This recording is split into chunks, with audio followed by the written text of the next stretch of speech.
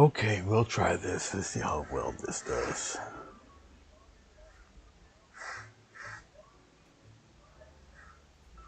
Alright, that looks a little bit better. A little more manageable.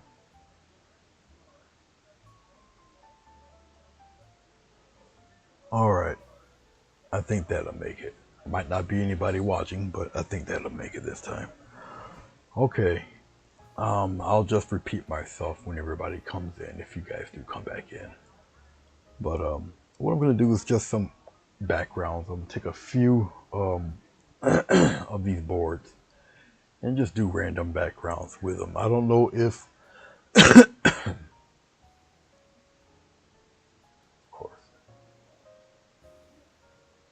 of course.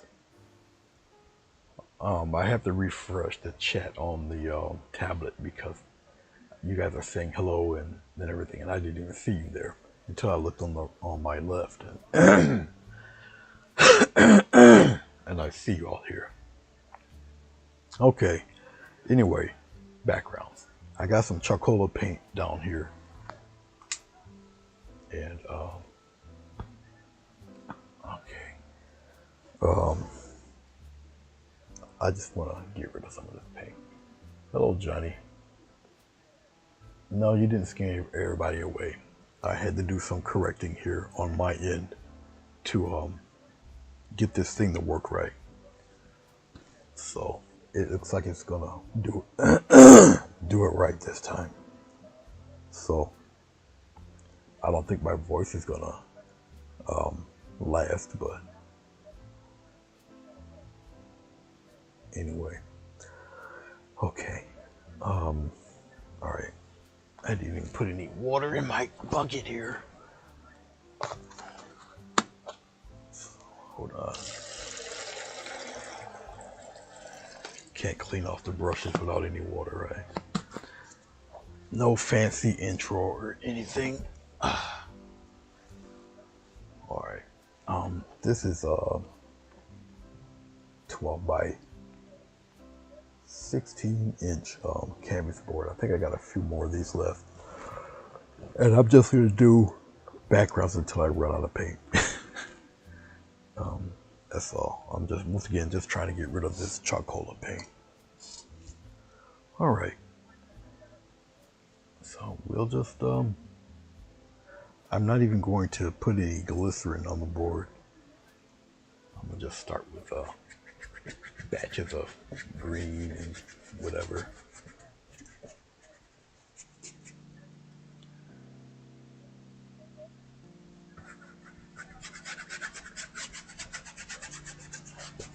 Don't matter.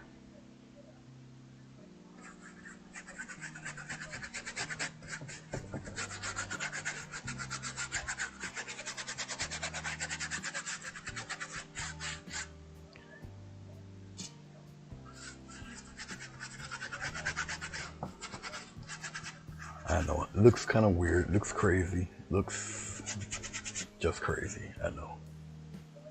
But it's how I come up with a lot of my backgrounds. It's just putting it on there willy-nilly and whatnot. All right, now this is just dry on wet. And I'll take wet on dry rather. I'll just take some white. This is this crappy white paint, so essentially it's just me wasting a bunch of, or not really wasting, but getting rid of the paint I really don't want, if and or care for.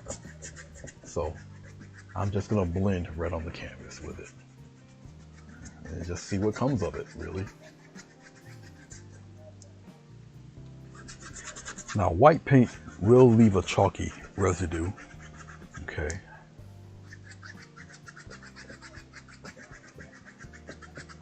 And so I'm just playing around to see what I can come up with. This stuff. Come down here.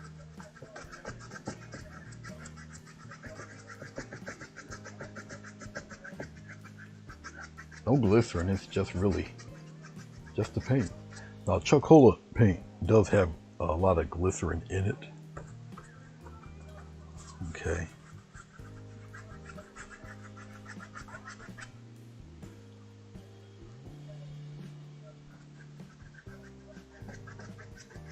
and I'll mix some other stuff with it.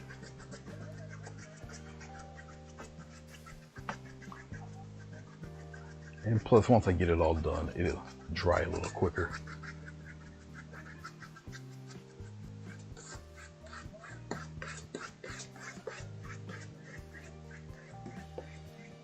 And I'll overlap as I'm doing it. So once again, it just gives me an interesting background. Whatever ideas I come up with it will happen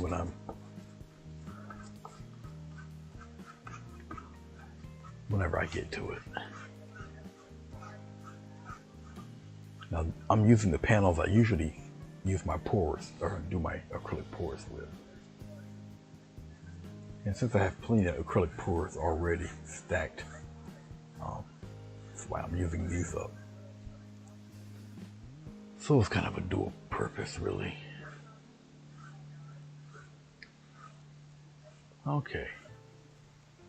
Well, that's something. That's one down. And we're going to do another one.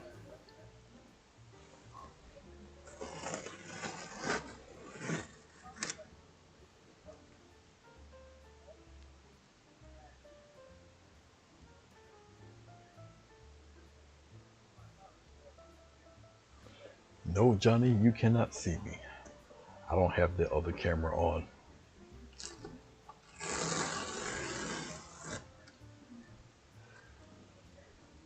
And no, I have no fishnets. I'm pretty sure they got some in my size nowadays. I do have plenty of glitter, but I won't be wearing that either. There. All right. Obviously, I can't reuse none of this tape. But yeah, Johnny, I don't have the other camera on. Okay, so anyway, that's what it looks like. This is gonna dry rather quickly because there's no real glycerin or anything like that on it. Okay, we're gonna move on to another one. I do have another canvas that I've done with glycerin. It's kind of shiny, but this is it. This is the 16 by 20, and it's almost dry. Okay, once again, it's just doing backgrounds. Let's put this somewhere over here, like that. I moved it a little bit. All right. Let's see if I got another smaller one around here. Yes, I do. Okay.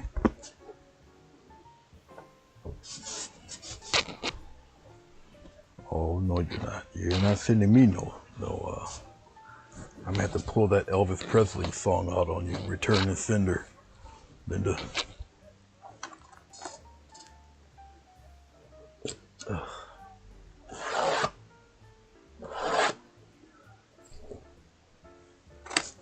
What I'm showing you now is usually a lot of what I do off camera. I really shouldn't use these small ones, but I'll get some more eventually. Blank canvas.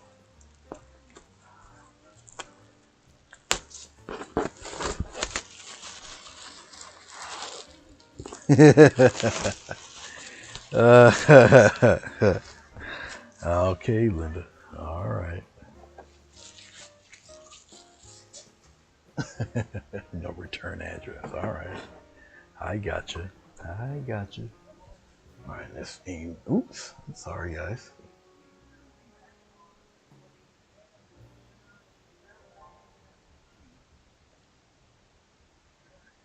All right, that should be good for you guys.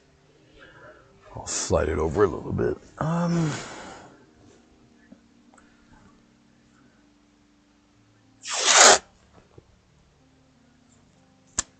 Even though this is blue tape, it's hard to gauge where like a half inch would be.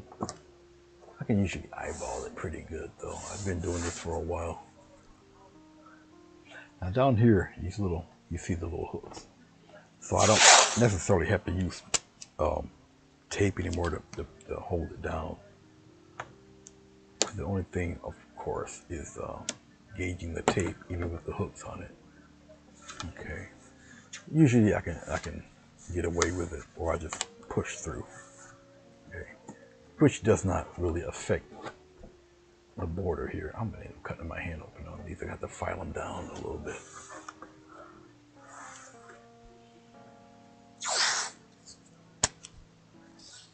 But I do appreciate the idea of putting the hooks there.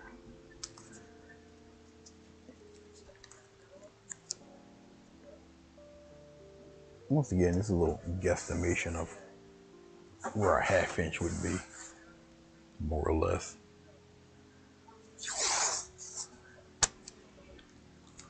Just because I do a background like that doesn't necessarily mean it's going to be a floral background. I can put a woodland scene, a mountain scene, or whatever in back of it. Well, it all depends really what I want to do. You know. Okay, I have plenty of red, so we'll be getting rid of the red.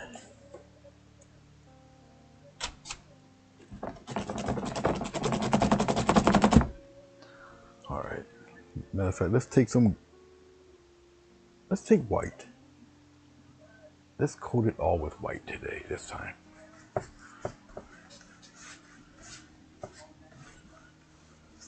We'll mess with it with the white. It's just that white that I can't stand, so I'll just use plenty of it. If I put it on there quick enough, it should be all right. Coat the whole board pretty good with it. Don't be, well, I mean, if you choose to do backgrounds like this, you don't have to really worry about colors you see on here because you're gonna cover it up anyway.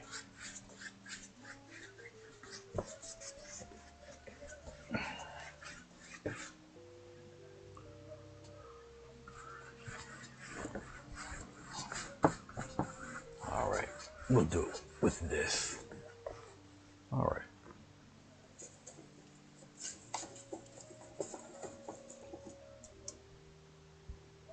Speedo with glitter. I'm looking at your chat. I'm looking at them. All right, let's take this brush. Let's go with red. So I used to do this obviously with cloud patterns, but we're not gonna do it with white. We're just gonna kind of play around with it like this. So pretty much the same thing like you would do with a cloud, just a different color. So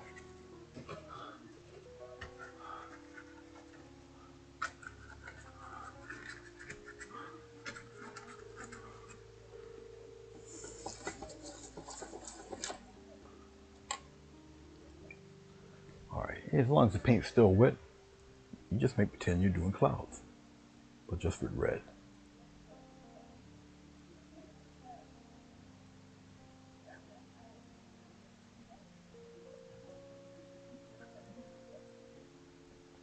And you just blend it in.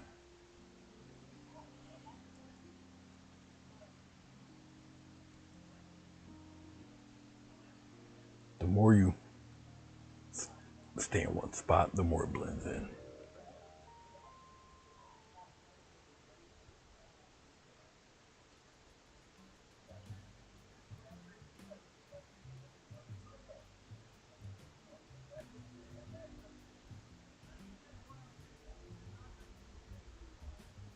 So instead of using liquid clear, or glycerin rather, I just use white paint. Same effect, you're just using white paint. So the more you blend, okay, the more of a cloud effect you'll get.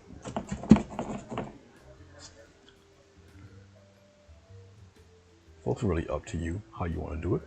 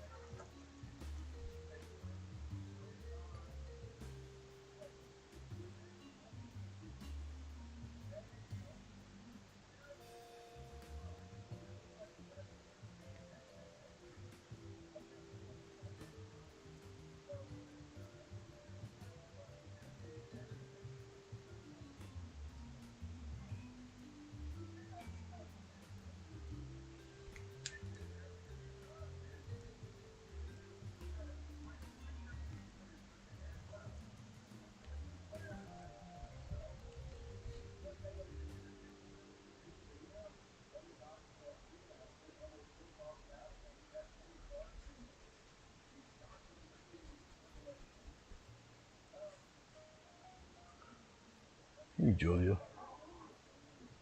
Just doing a bunch of backgrounds today, Julia.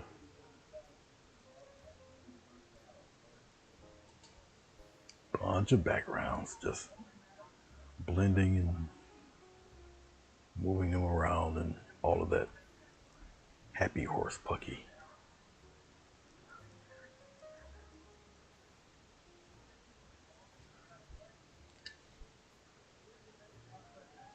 All right.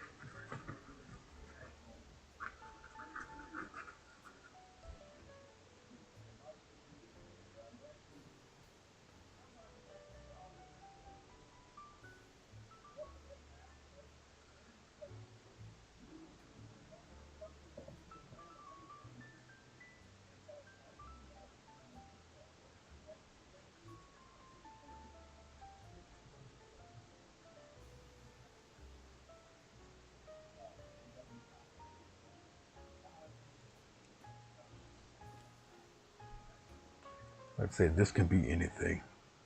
Just don't know yet.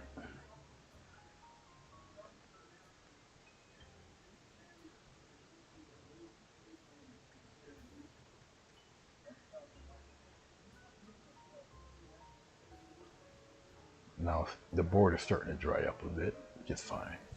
Once again, it's just the background, just doing little background things to it. Okay.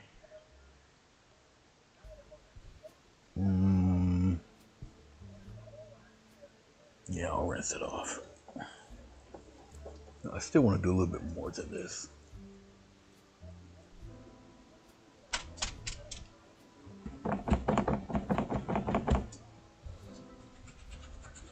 And I'm going to.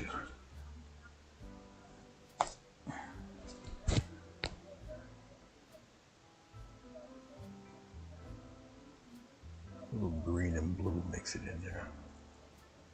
Or green and red, and put some blue in there. Alright, it's pretty soaked up with paint. I'll put it like this for a second. I'll go into a little bit of glycerin. Now the paint's still wet, it's still gonna move around. Yeah, just up around in here a little. Put some glycerin in there. Now putting glycerin on here on this paint, it's going to put the other layers of paint on here and it's just going to get a lot looser. Now glycerin reactivates the paint that's on here, so you play around with it, it fades a little bit more. Okay. I don't plan to take this darker color out there too much. Alright. So we'll take this. We'll come here in the middle.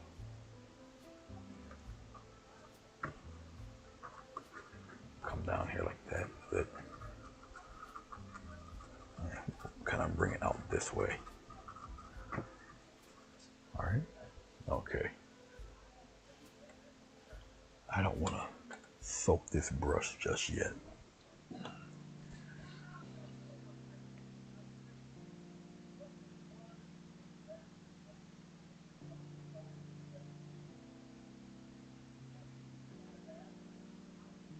I don't know what really I'm going to do with it yet.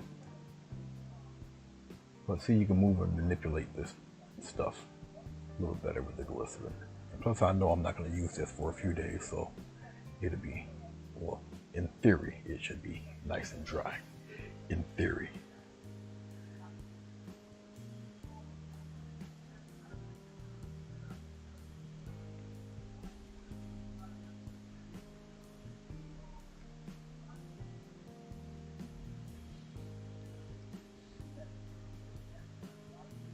Left and right strokes.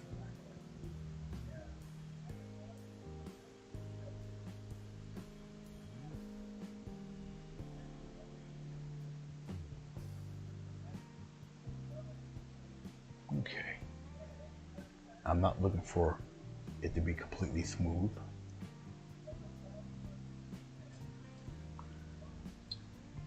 Might have to smooth this out a little bit.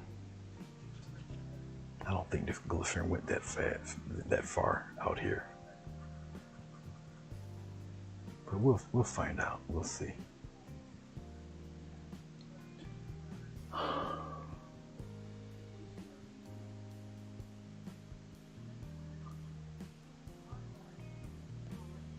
Okay, that's somewhat all right, I guess.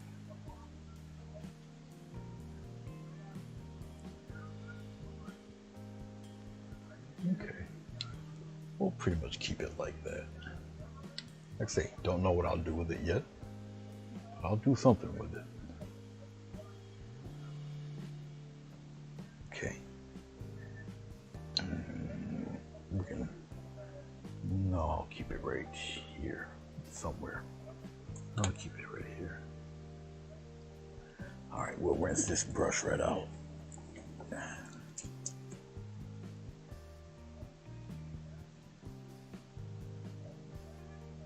Do I have a formal training in art?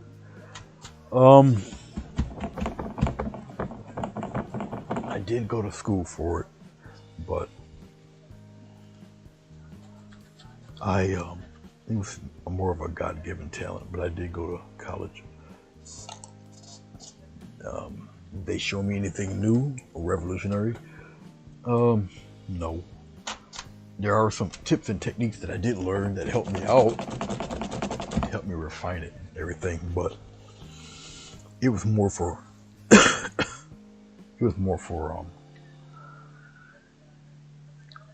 pencil and ink, not painting. No, as far as the painting is concerned, no. No, the painting I learned on my own. I got every episode of Bob Ross.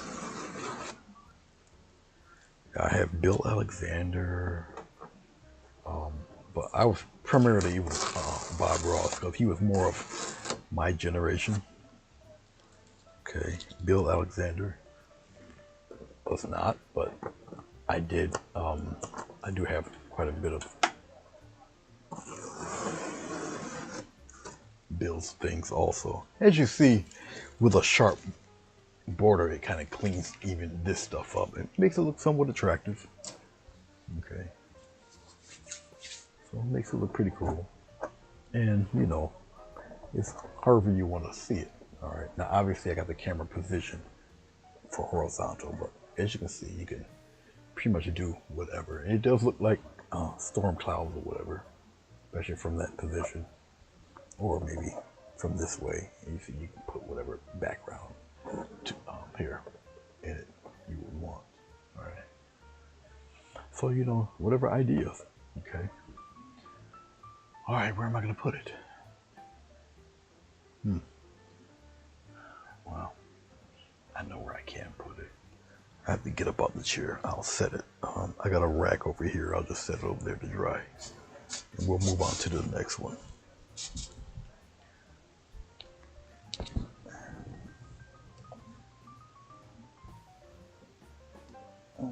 Put it right here so there's nothing to, we'll scratch it or whatever.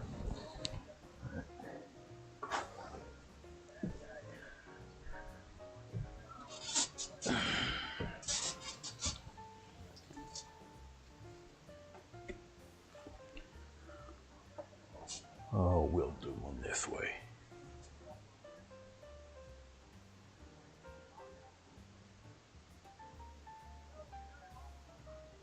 I think we're pretty good right there. Yeah.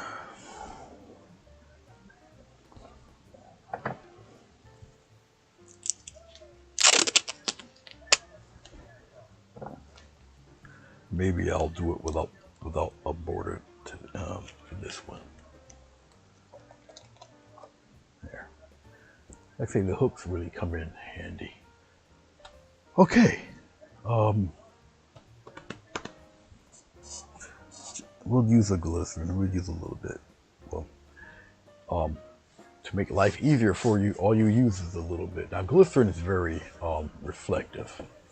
Okay, you might not see it too much yet, depending on how the light takes it, but you might not see it. I'm using an extremely small amount of glycerin, okay, because you can take it and you can kind of scrub it. Well, get yourself a brush that can take the scrubbing on the canvas, too. Okay, so I got a brush. This is, I think it's an Artist Loft brush. I can tell you guys. Hold on. Yeah, no, it's a Craft Smart brush. I'll show you what it is in case you guys want to get some of these. All right. All right, but this is actually this one. All right.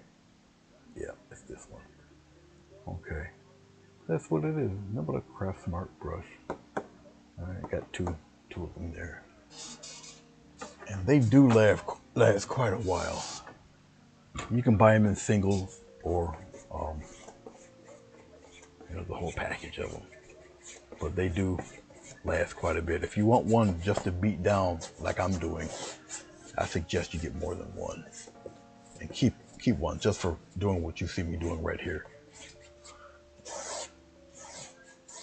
Okay, now you can put too much glycerin on this. You can. Okay, so just be aware that you can't put too much on. You don't need that much glycerin. A little dab will do you. All right, that's enough of that. Let's get to getting. Let's mix. I got so much red, so let's pop some red in there. A lot of it. We'll put it right here. A lot of red.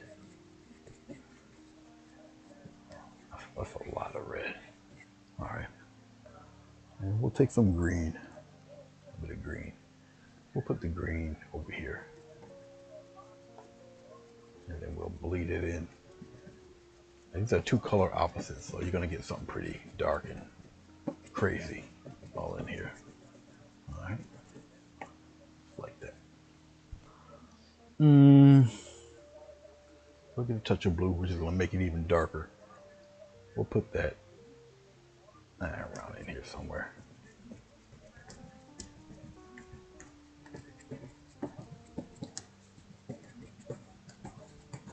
Just like so. Okay.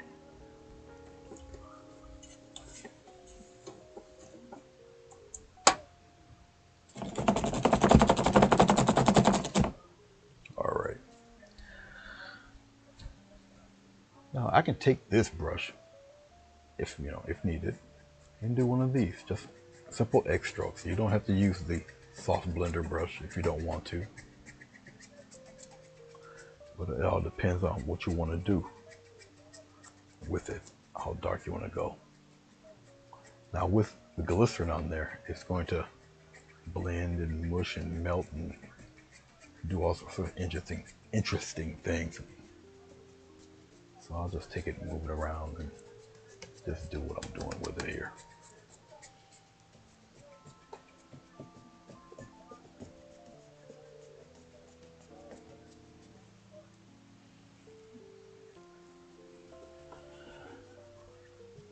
And manipulate it and move it around.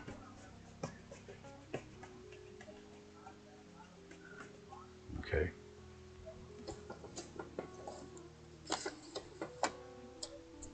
So even though it's a background, most of it will probably be covered up, who knows. But you can make your backgrounds an art form by itself if you would like to. That would be entirely up to you. All right. We'll take the 3-inch Hake brush.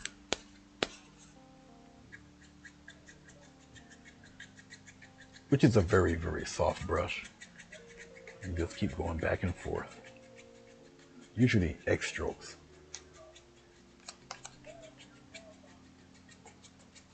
And just keep going at it. Back and forth. Once again, this is a very soft blending brush. I'm going further up, obviously, into the darker area just to smooth out things. And learn to really keep a very soft stroke with it, and you'll get used to it. Try not to go too heavy-handed. That takes practice.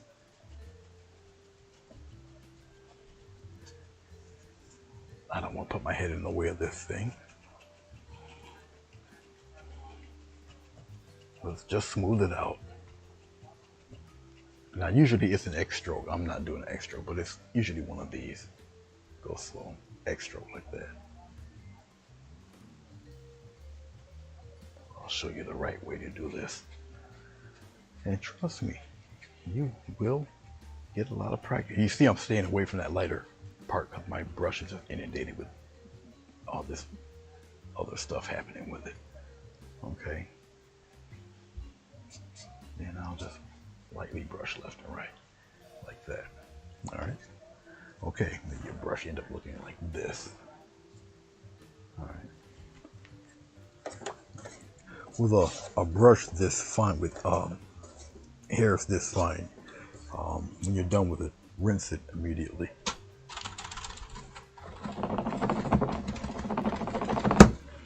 Because they're light hairs, they dry really fast.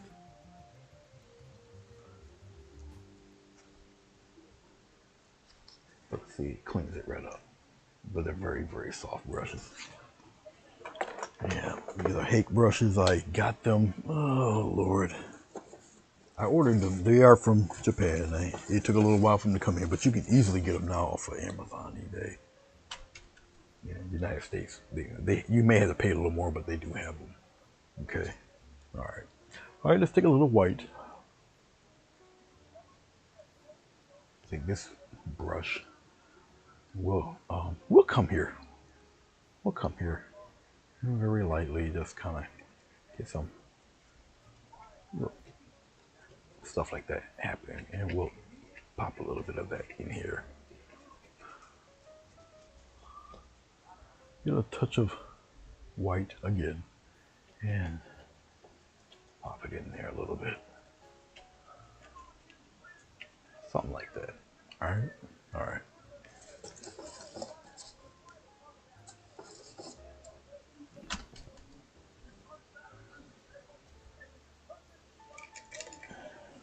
All right. Go with Mr. Softy brush again. Very softly. Well, I mean, it depends on how, how you want them to look.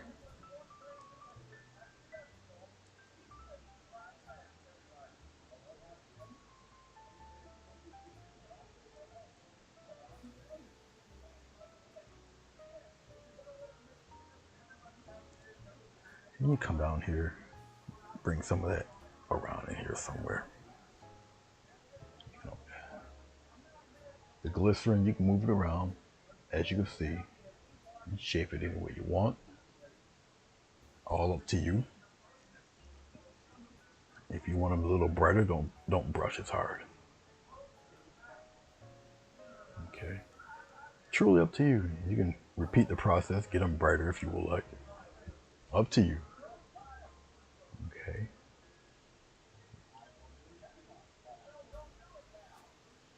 Okay. We're good with that. At least I am. We're fine with that. That's cool. I'll take the big brush once again, and more blending. And you use the soft brush. The more you blend, the more it blends into the background colors. All right. Left and right. Now glycerin, as it dries, it expands, so you're not going to see the stroke marks like that. So don't be concerned if you see them like that. All right. All right. Once again, rinse off your softy brush. I see some of you guys are doing that Rorschach test again.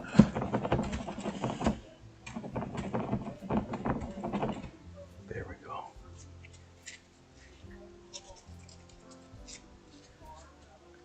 You know what? Let's do something else while I'm at it. Why not? Why not? Where's my brush? Because once again, we got this red.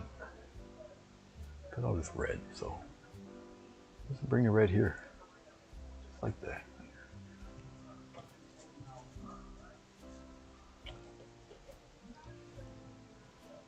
And we'll put a little tinge of white in that red right up in here.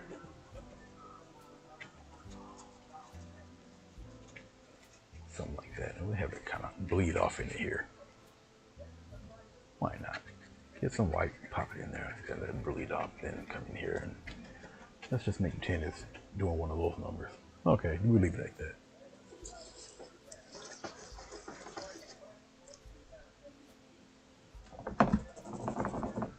Once again, it's just me getting rid of the charcoal paint, just using it all up for some backgrounds to do whatever I want to do with it later on.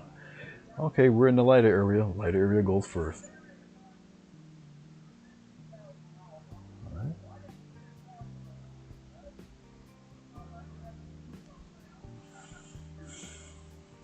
All around in here.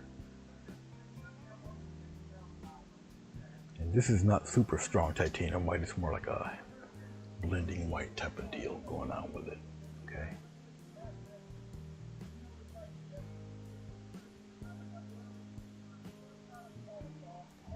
Here, add some of that. Okay. I'm wiping off my brush. I got the big beach towel on my lap. All right. Broad strokes. You don't have to press too hard.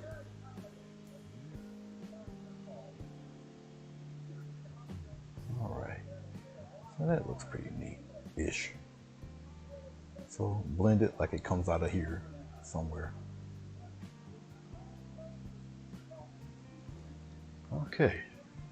We got all sorts of things going on in there. Just that quick. All right. And this doesn't have a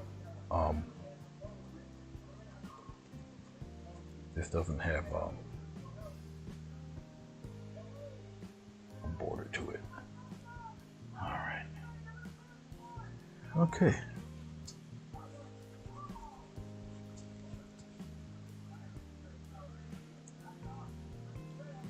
It's all right. Be chatty as you want. It's all good. All right, that makes a very interesting design. That's pretty cool. I don't know if I want to smooth that out, but I will. I'll smooth that out a little bit better. This is just on the bottom. It's a 1-inch paintbrush. Ooh, 1-inch baby here. Okay. All right, that's cool.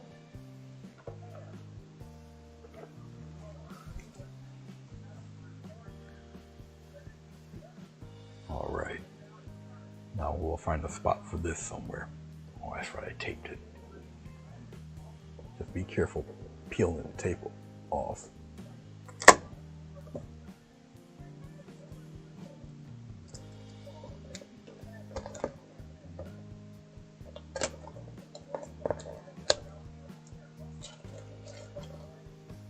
Grab it on its sides and just lift up.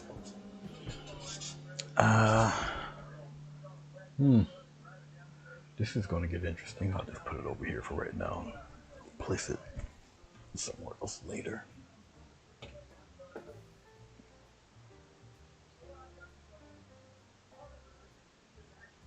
Hold with me 1 second.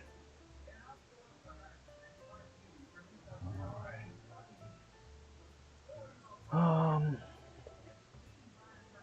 1, 2. I got 2 more of these left. I'll be buying another batch of these.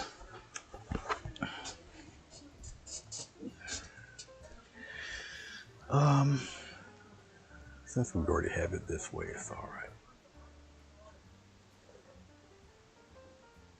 Okay.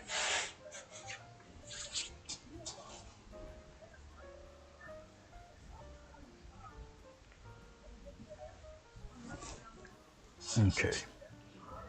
Let's as I'm looking at it here, let's just do one of these numbers here. Let's just scrape this up here. All right, we'll just come here and we'll just do one of those numbers here.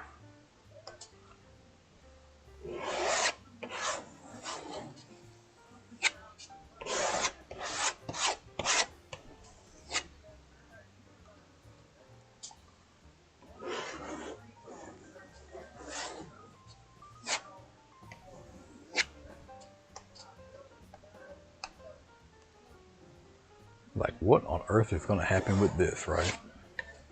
Don't know. We're about to find out, though. Okay. So I just about used up all of that.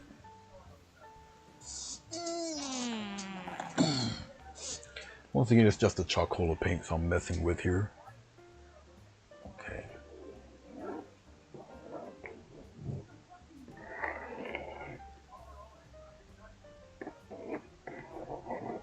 A little purple.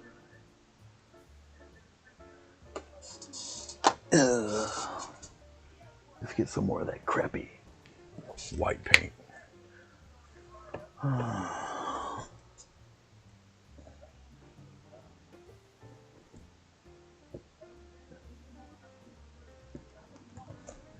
Whoa. It got me. Some of that purple got me. Alright, let's see what we can do with that. I know you guys think I done lost my rocker when I did this, but it's alright. Let's come here.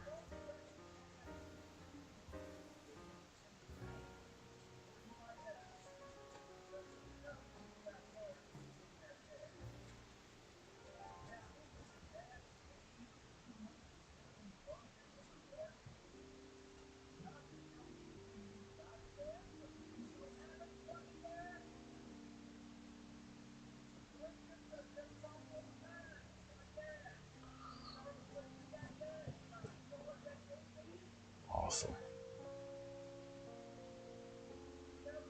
Okay, let's take what I got left here. Let's just take my brush and scrape all that goo off the brush like this. Okay. Let's move this approximately right here. Let's put it right there. Okay. All right.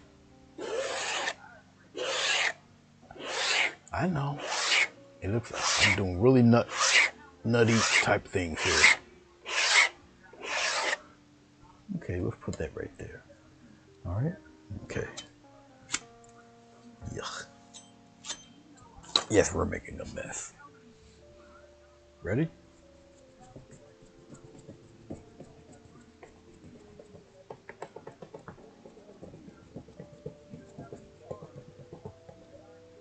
Ooh, that looks gross.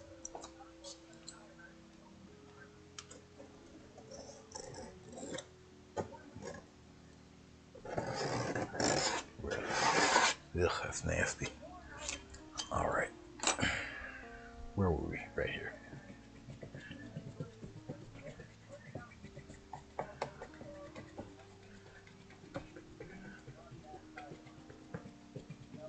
All right. Now you see all sorts of colors and things going on with it. See that? Okay.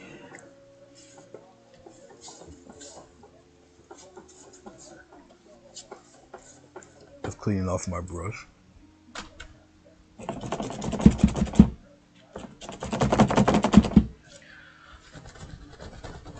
All right. Let's take the large brush again, the big cake brush. It's already dry. And here we go. You just take what you have here and just softly blend it. Now you got all sorts of interesting colors happening here.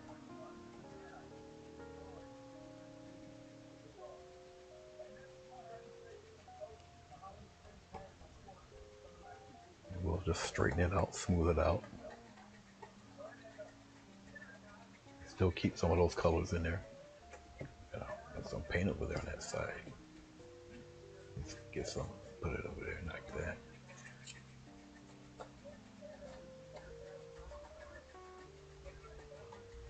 All right. we'll softly blend all of this, get the streak marks out, very soft, and just keep it moving. You still see the colors in there, okay?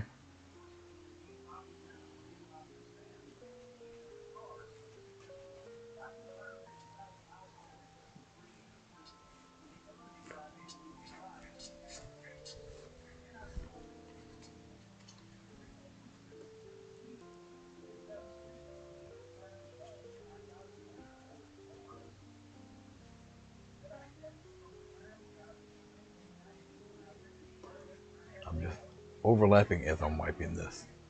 That's all. But you got a nice mauve, purple colored thing happening here with all sorts of stuff in the background there. And just leave it be. Sometimes you need to put some paint over there on the corner.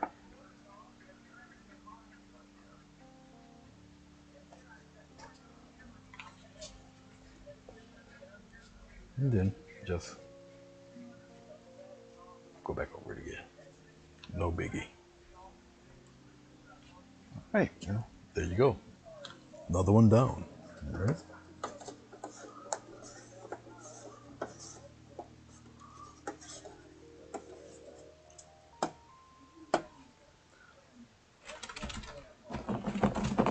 Okay.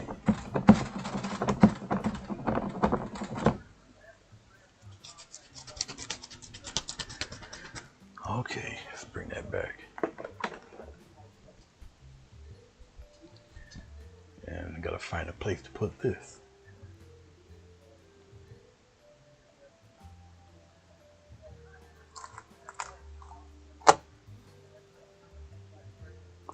This is gonna be nasty. That's got a lot of paint on the side.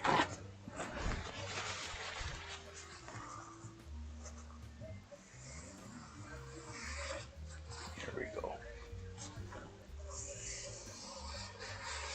All right. Okay. Hold on to the side of it. I don't know where to place it. I guess I'll put it. How do I get purple on the back of this? That's all right. Until I can do something with it, I'll place it right here. Okay. All right.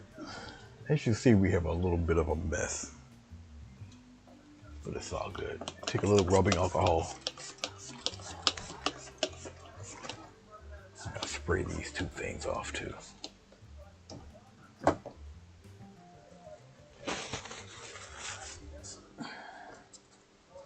I don't think you guys see me rubbing off my monitor screen. Yes, it can get messy.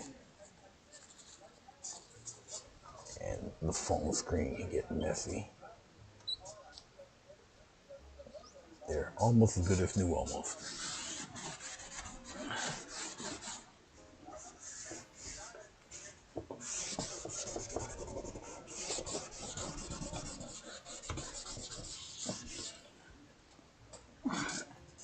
Yeah, the rubbing alcohol works. It kind of leaves your stuff smelling like a hospital bed, but it works.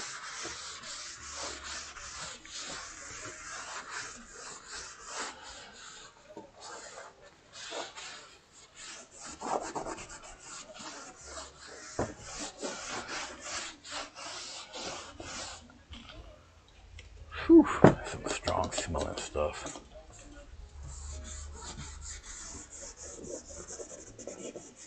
But you guys get a glimpse of what I do when, like I say, when the camera is off. I am looking at your chat. Why are they doing that? Straighten up a little bit. There we go.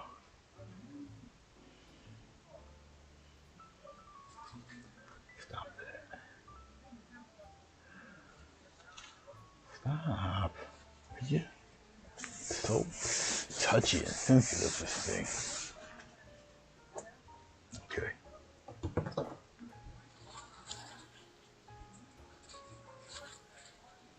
All right. I'll tape this one.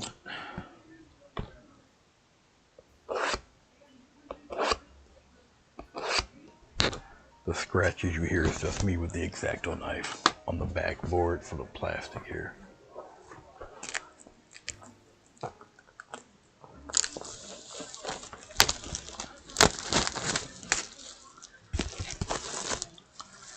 I don't think I got enough plastic to do what I would like to do, so we'll just keep it here.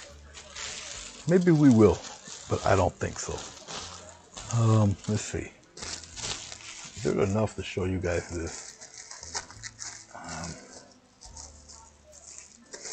Not really. I do have more plastic, so maybe I'll get away with doing that. We'll see how it goes. Okay.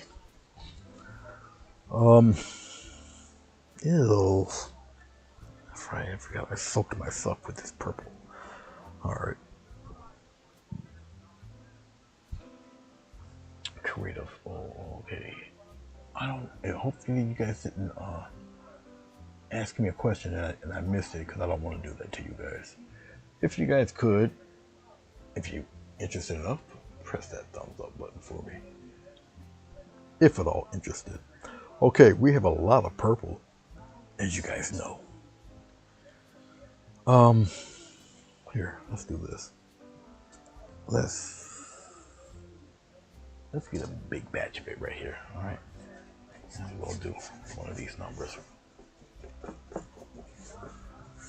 right at the top here.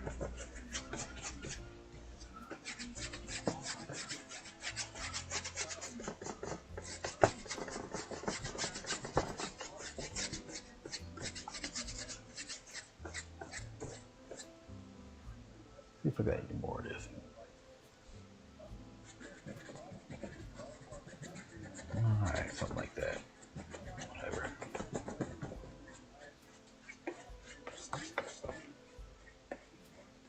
I did not tape the back down. That I did not do.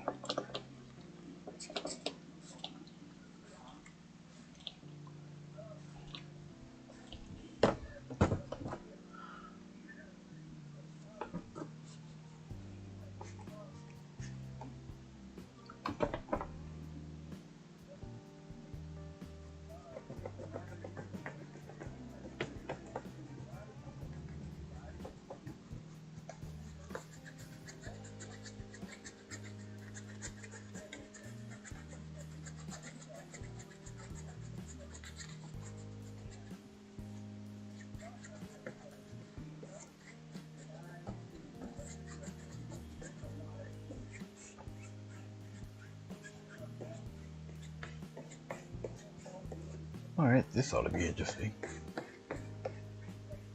We'll see what happens with this. Alright.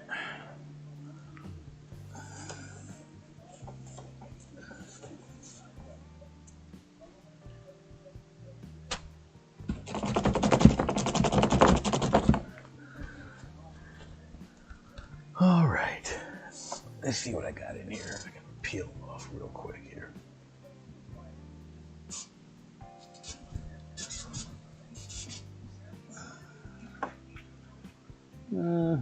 Colors this brown. Let's see what this does.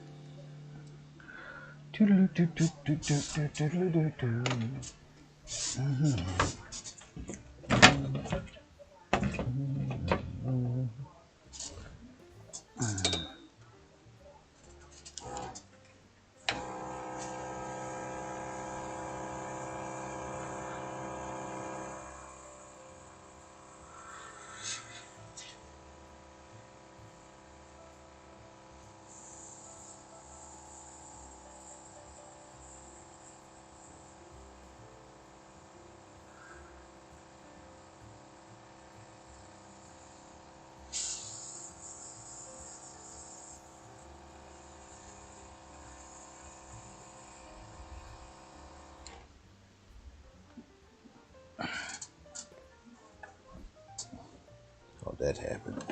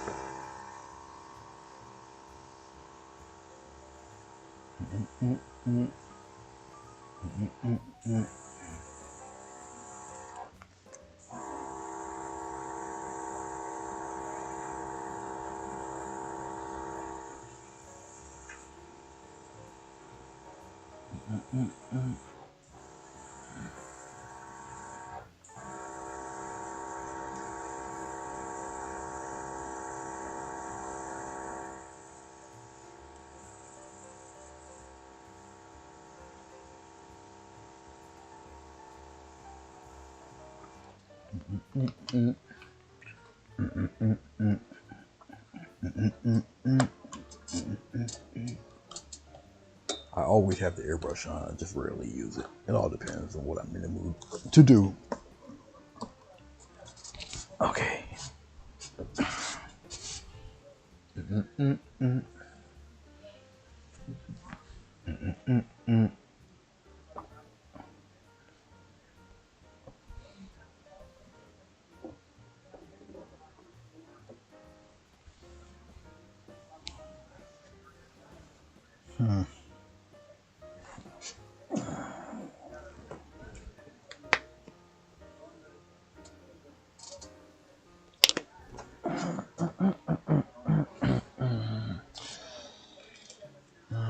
Use one of these. It doesn't matter. It doesn't necessarily have to be a fan brush.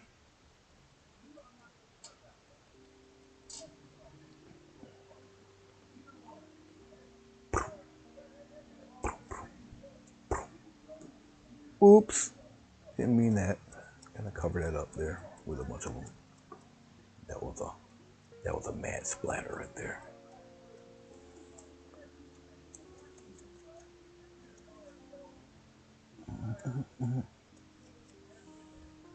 I hit the brush on the canvas. My, my, my.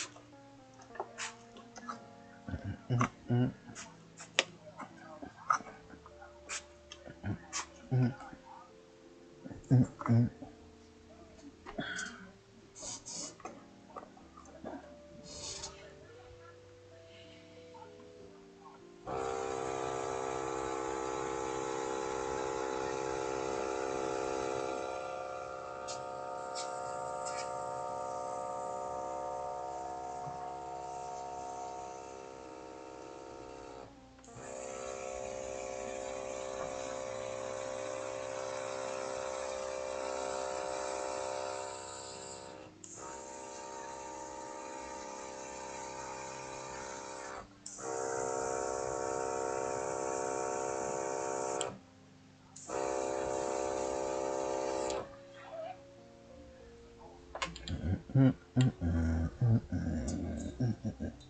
thought I was up. I thought I was gonna tape this one up. Oops, I forgot. But it's okay. Now, obviously, this one will be a floral of some sort when I get to it.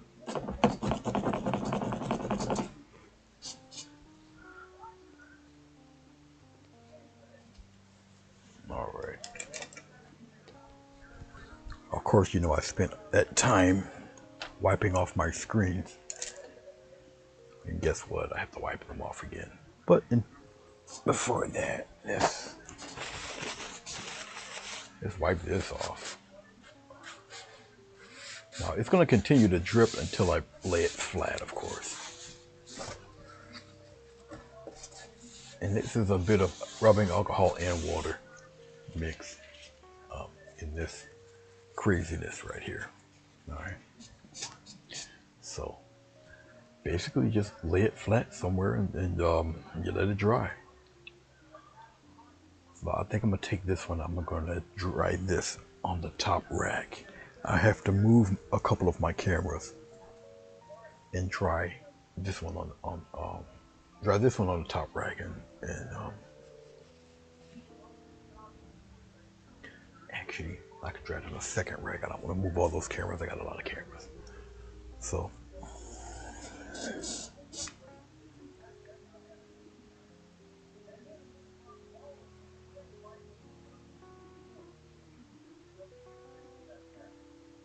you guys aren't going to see me anyway, so I don't know why I just did that. The other camera's not on. Whoops. My bad. The other camera's not on. Sorry about that. Oh, my goodness.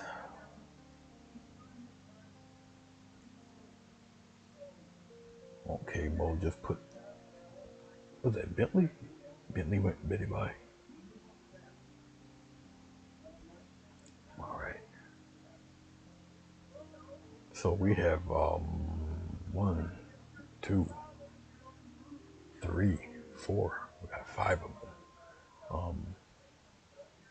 2 of them have borders. The other 2 do not have borders. All right. So as I'm, let me place this somewhere. Hold on, guys. I'll take you with me. The wire should be long enough. Let me move this one. I have to move one. I'll move it down here. And the sloppy one here, we'll put this above it. Because there's nothing else to really damage it when I put it on the top. So we'll put it right there. All right.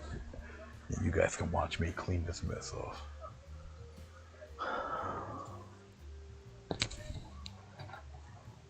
Oh, I just shut you straight down, didn't I? I think I just shut you right off. I don't even think you're on. You might be. Let's see. Oh, I don't want to go through this. It only takes a couple seconds.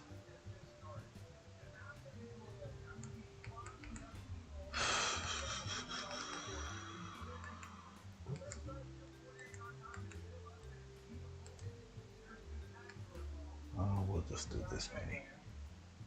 I don't want it to go on all night long. All right. All right. There. We should come back on now.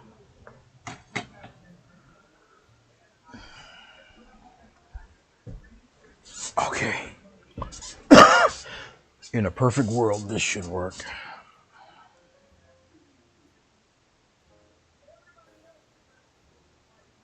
And it doesn't. It should work. Why aren't you working? I wonder what happened.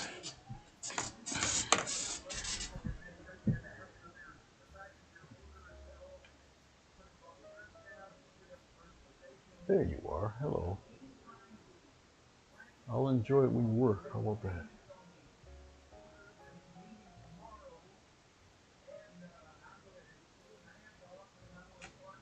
There we go. There you are. Hey. Okay. All right. Well, there you go. Here I am. All right. I'll use this.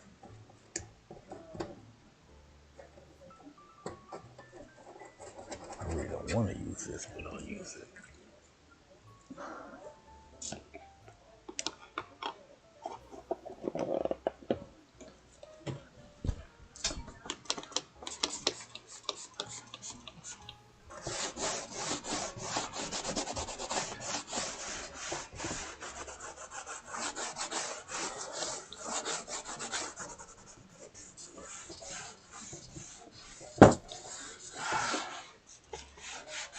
I'm not looking for it to be absolutely perfectly clean because it's not going to really get that way.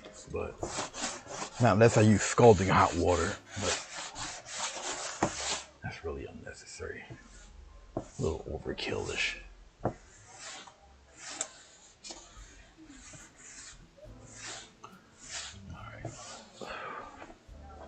Boy, it smells like an old folks home in here with the smell of this stuff. But it is what it is. I have rubbing alcohol and water. Now this board has been varnished a few times, so it's not really hurting nothing. That's why I'm able to put it through so much abuse. There. All right. And just let it air dry.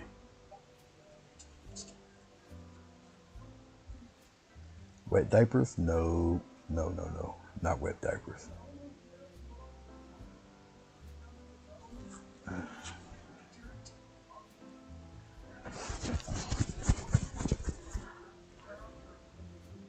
Oh, you know what? Yeah, where is Lori? I remember her. I mean, has she been gone for a while or what? I do remember her. She used to come by a bit when I was on Facebook and my earlier YouTube stuff. There. Let's go back here. Let's go back here.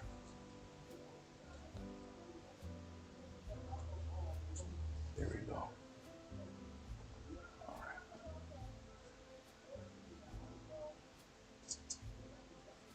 There.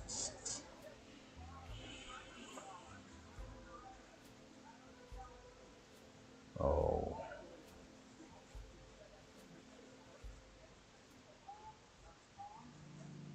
Okay. I do remember her, but I understand that too. I really do. I've been asked today. I went to a meeting. That's why I wasn't on earlier. I have been asked to play in a band. Before I did any of this stuff, I always drew, but before I did any of this, I was a keyboard player, organist, and all of that.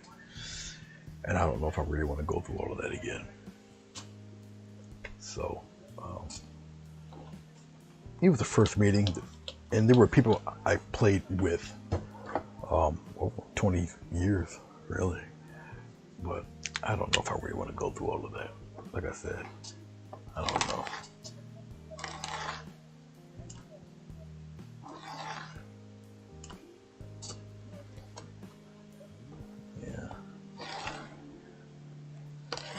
So I gotta really weigh up my options if I really want to devote my energy and time to something like that again. I don't know.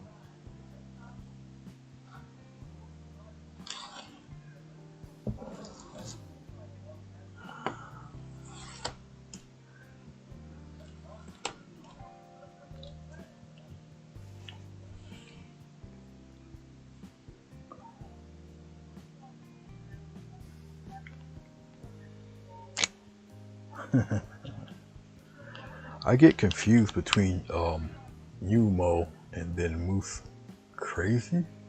I don't know why, especially in the beginning, I had you both confused for some reason. I don't know.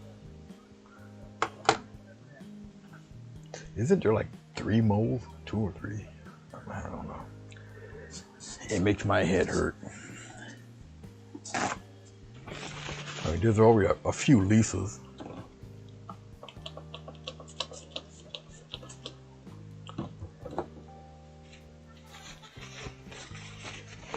What kind of music and instruments? Well, I took classical lessons when I was a kid, but I took those to play in a Pentecostal church. That didn't work out well, but I stuck with the classical stuff. The church stuff was really difficult because I was learned how to do sheet music, and back then the Pentecostal church, they didn't have sheet music and all of that. You had to do it by ear. What a nightmare that was. But eventually, I did it, whatever.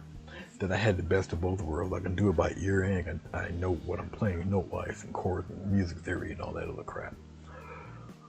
So I got really good at both. I was pretty fluent and nobody around here could touch me. And then that's when all the hate and bullshit started. And I just wasn't.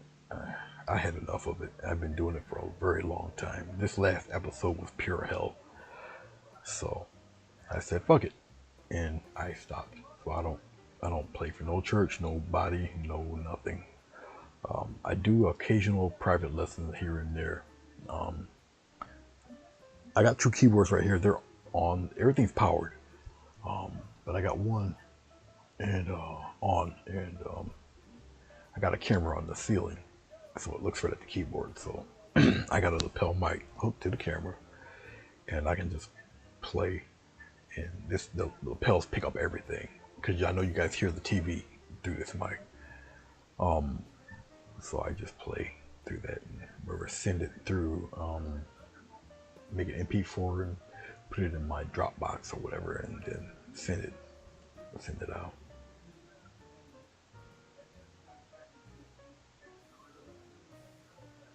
But yeah, I did the gospel, I did the jazz fusion, and all of that. Yeah. But I was doing it for a long time, very long time.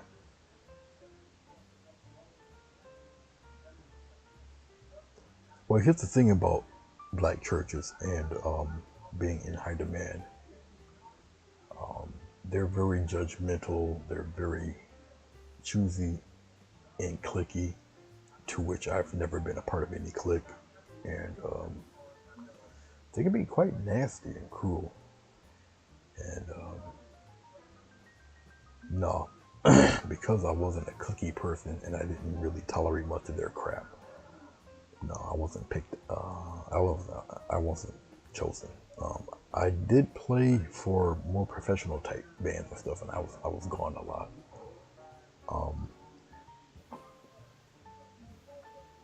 A lot of churches are like that. What is my favorite music to play? I still like. Where is my chapstick? Crap. I think I'm dehydrated. Because every time my lips start to break up and whatever, I know I'm not drinking enough fluids. When I was younger, it was a lot of jazz or whatever. Jazz fusion or whatever the hell. I don't really particularly have a favorite, really. Because I was a musician for hire and church music, you learn to play everything. So it kind of didn't matter what I played. I'm just numb to it all.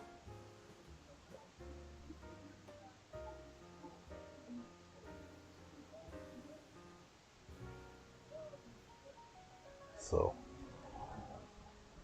and at one point in time, I had to make a decision whether I was going to pursue music or pursue art. And at that time, I devoted a lot of my time to music. So I put the art stuff down and I pursued music. And like I said, I traveled all over the place and whatnot. And then until it got old, I got kids and shit like that, you know. So went back to the music. Or not, I didn't do the traveling like that. So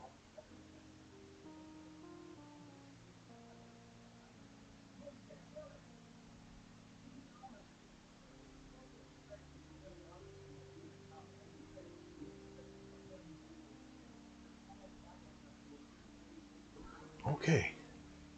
Um, I gotta put you somewhere. Okay, that one's fine where it is. That one's fine where it is. I have one more. And I believe I know where I can put this. You guys can come with me. Let's take Mr. Purple Rain over here.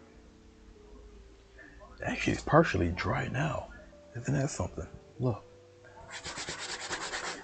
It doesn't have glycerin. See? So that's pretty cool. Nice. Alright, well, I'll just sit your ass right here, I guess. Alright, like I said, I don't know what I'm going to do with them. I'm trying to think which one had the glycerin. I think it was that one over there. That one's going to be wet for a little while. The other one that I taped is probably dry. I'm trying to think of which one had the glycerin. Anything with water, it will be dry, like this. So I think I just used water for this, so it's dry and done.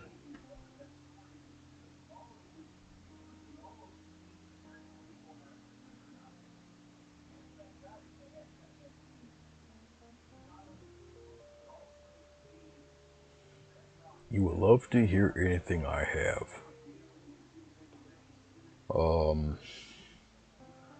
There's two old videos back in 2018. That's me on the organ during a choir rehearsal or something like that. You'd have to search for it. It's in the video section of my profile page. Every once in a great while, it'll like a pop up in my memories, and I usually don't play it. But it's in there. My Facebook page. I do have old DVD of me and the band from years back. We did an outside party, an outside cookout party. They had a pretty nice sized patio. It was big enough to hold the whole band and our equipment. And we played from midday to way at night. Yeah, we were cranked. I mean, we had permission by the police department here, and so we had it was up to almost 1:30, 2 in the morning. We had to sign a thing or whatever, so if people called, they were like, no, they got the license to do it until a certain amount of time, so it was cool. It was really nice.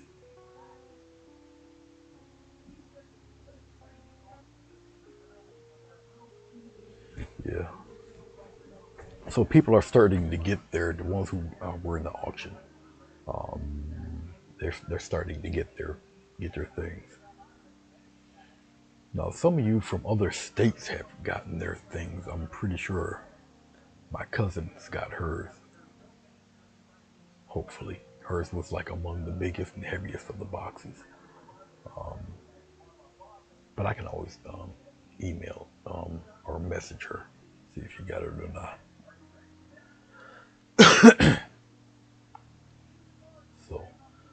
So Fatima and Mo got theirs. Yeah, Gretchen got hers. Madonna has hers. Sonia has hers. I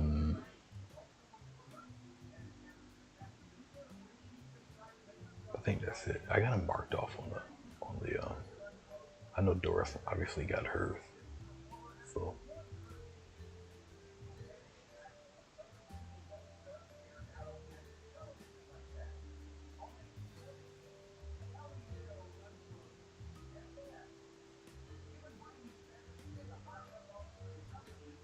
Yvonne. Oh, you mean Yolanda?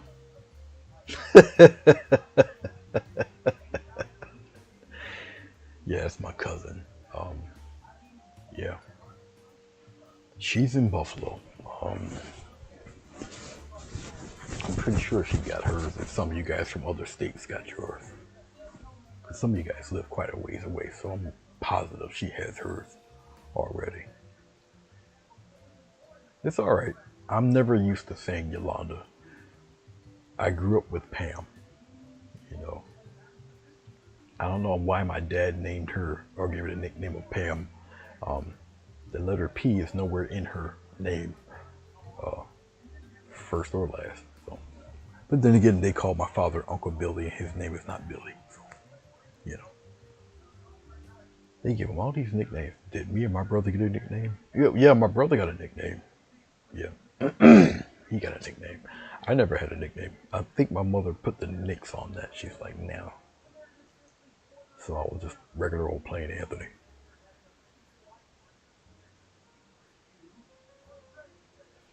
Oh, you're talking about that created nickname? Yours came from a dirty truck painting on the return address. Yeah.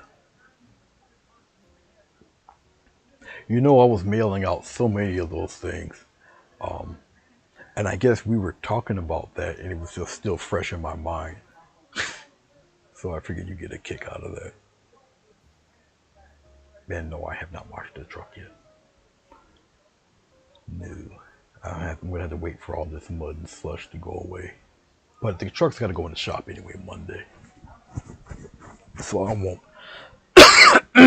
won't see it for a couple days or so. Something about, well, the truck tells you what's wrong with it, so something's up with the suspension, and he's got to get that gas tank right. I believe it's an evap leak somewhere, but he's just got to get above his ass and get it done right.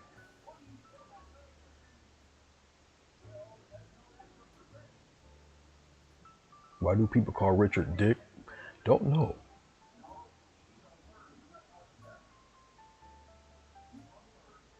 And if they have a sick dick, they got hospitals for that. Usually a shot takes care of it. I'm just saying, Julia. I'm just saying. You the one that wrote it.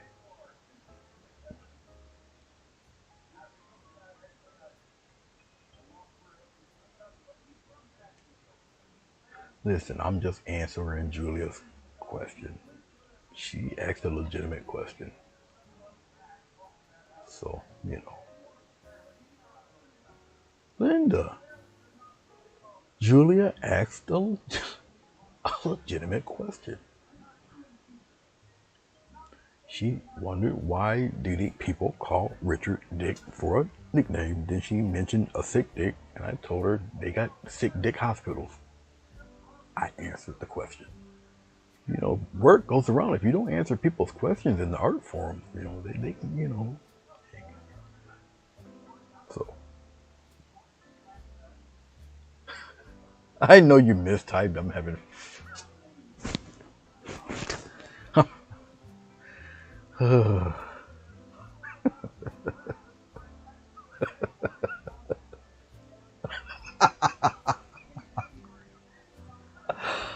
I embellish.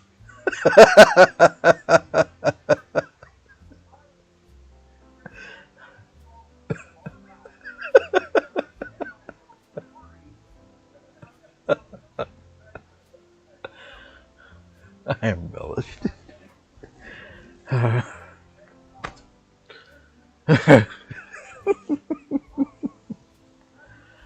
See, you can never win. I tried. You can never win.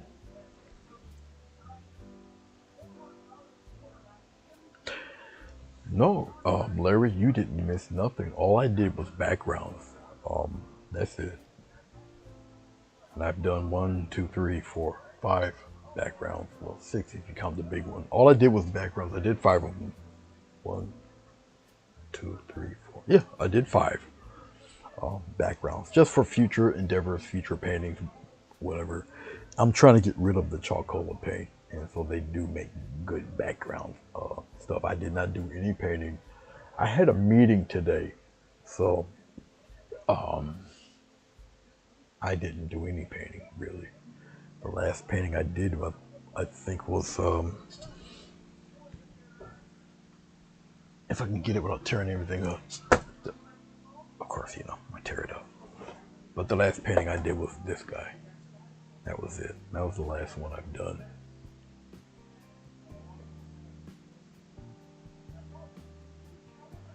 That's the only painting I've done. That was the last one, I do believe. So, yeah. Yeah, yesterday. And that will be this one here. She's completely dry, not varnished, because I'm waiting for my, the background is varnished. You can tell by the light. But obviously, this is flat.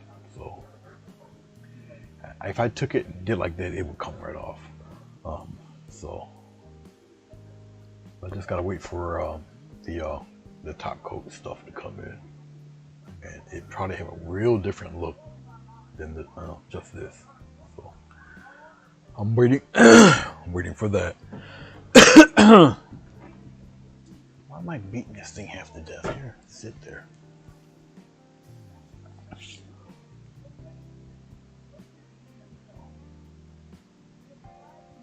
Well, thank you, Julia.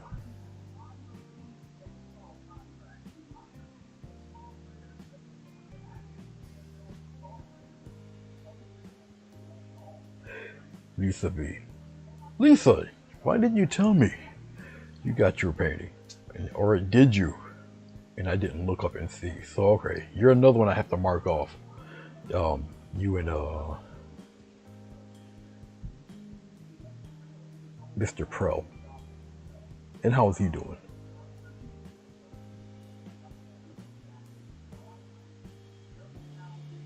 Paul. And tell Paul I said hello.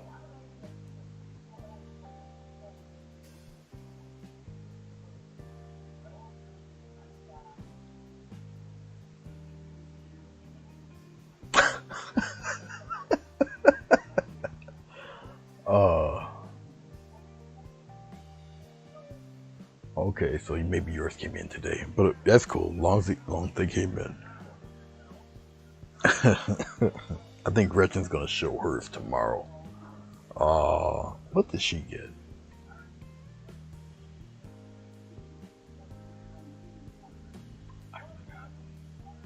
I forgot what Gretchen. What did Gretchen get? Is she the one that got the heron? I don't remember. I don't know. I know somebody got the heron and iris. I just can't remember who got it. Oh, okay, great. The package was out on the porch. All right. I don't know how you could miss that thing, but okay, cool. The floral on the pour. Oh, I think someone even asked about that before Doris did her design. I think someone asked about that flower. Yeah, that was the chip. No, was it the Chippendale one or the 3 a.m. one? I forgot. No. Pam got the Chippendale, so she has the other one. She has the other one.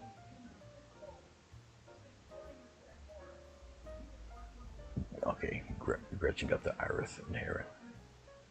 That one was pretty slick. I did like that one. That was cool. A lot of these paintings that I sold at extremely low prices, they were ones that I would probably would have kept hanging on the wall for a while. Yeah, but this was a little more important for me. Like I said, the camera that's coming will never leave this room. There's no reason for it to leave the room. And I think it will be on par with the high-end Panasonic that I got over here that I can't use. So, wonderful. Oh yeah. That one was probably on my wall. As a matter of fact, Waterfall Beach. Yeah, yeah, yeah,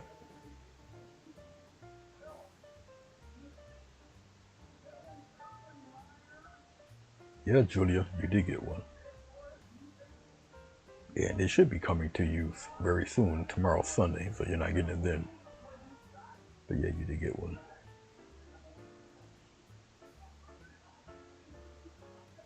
I just don't remember which one you got, but you did get one. Ah, yeah, yeah, yeah. That was on my wall too.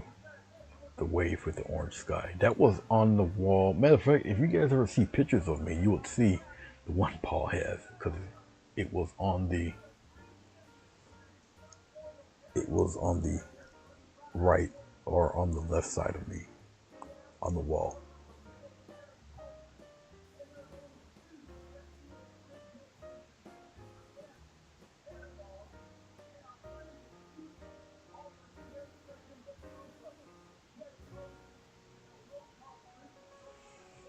The only one that is I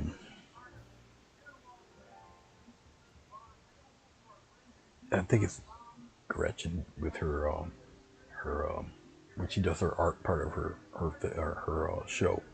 She's gonna unbox the painting.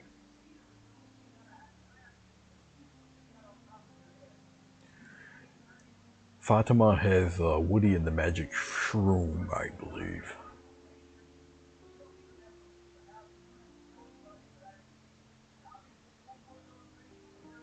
And the woodland scene, yeah, I think that's the woodland scene, isn't it? One with the house with the shark bite taken out of the top.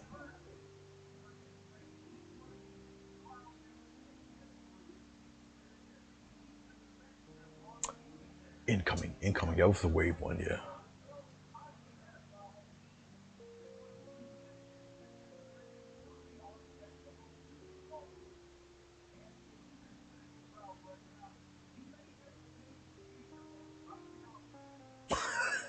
Yes, Larry, it was your shroom. Yeah, that's the one with I did the forest with the acrylic pour. Yeah, yeah, yeah. I like that one too because before the end of the grass and the start of the trees on the bottom, you can see the cells thinning out and going up. That one was pretty nice. That was pretty cool.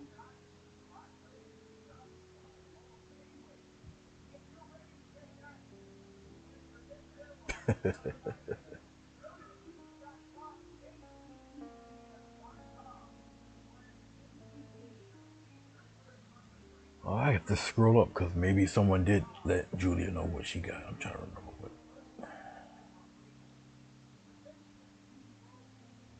Woodland Path. Okay, she got the Woodland Path. I know the one she got. My recent wood. That was the 16 by 20, I think, with the fog and the trees and all of that in the path.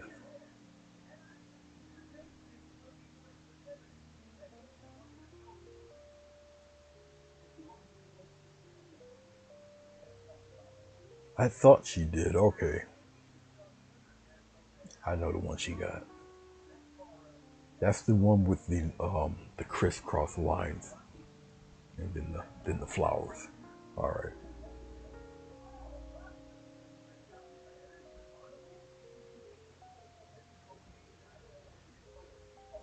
Eagle painting, eagle.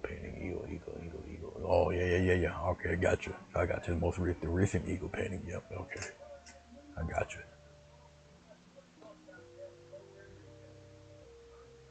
Is that box gonna disappear? Of course not. But it's okay.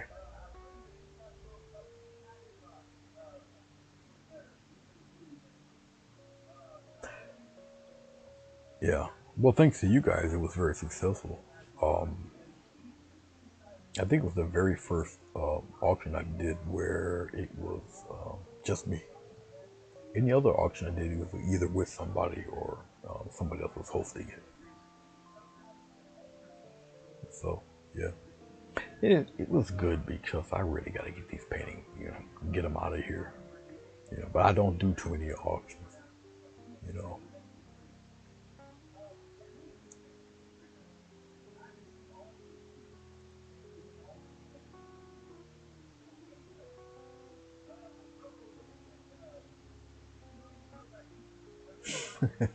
Larry. So self-deprecating, Larry. Easy. You're alright. You're good.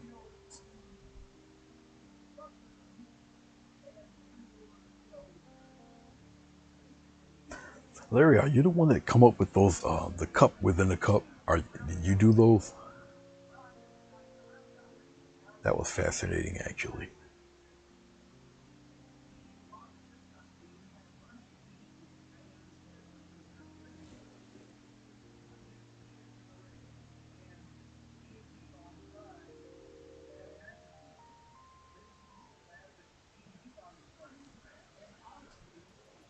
Yeah, now as I'm looking at the screen, it's down below. You guys don't see it.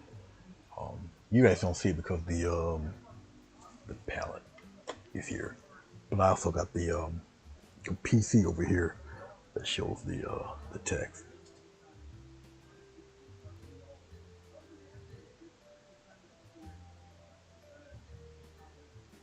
Yeah, the dual or triple cup that he did, that was hot. That was sweet. That was all right.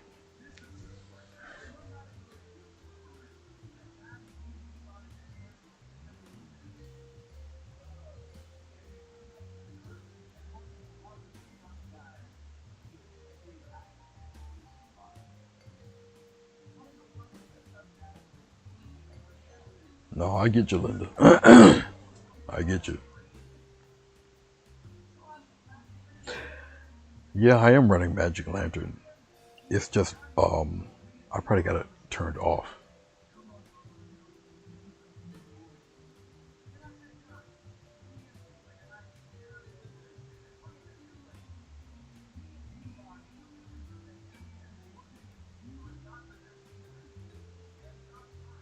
because when I play with the camera, I'm going. I'm not behind the camera. I got to reach behind and remember. I try to think where the buttons are for it. Yeah, I know. It usually didn't do that, but I think I got the setting kind of crazy on it. Something I did wrong, or probably a button I pushed that has it come up like that. But yeah, if I mess with it again, it'll just disappear.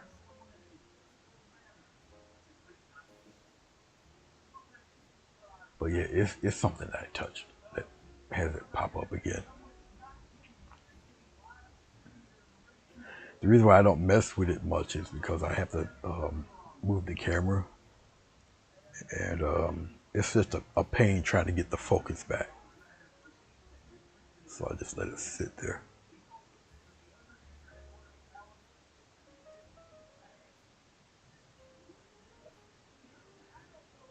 Oh, you guys got to go see what's his name? Isn't he tonight?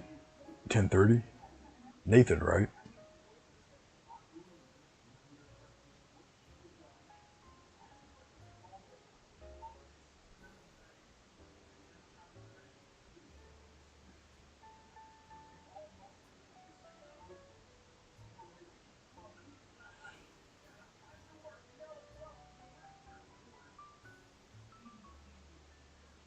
Oh no, not tonight. All right, because I don't want to keep you from him. I felt bad because he did come in to say hi, and my PC was acting kind of squirrely for some reason.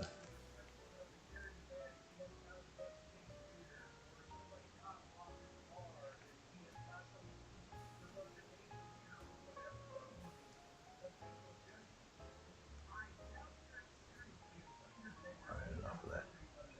Get out of there.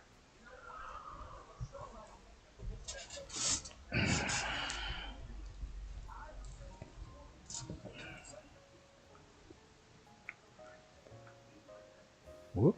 Sorry. There we go. All right.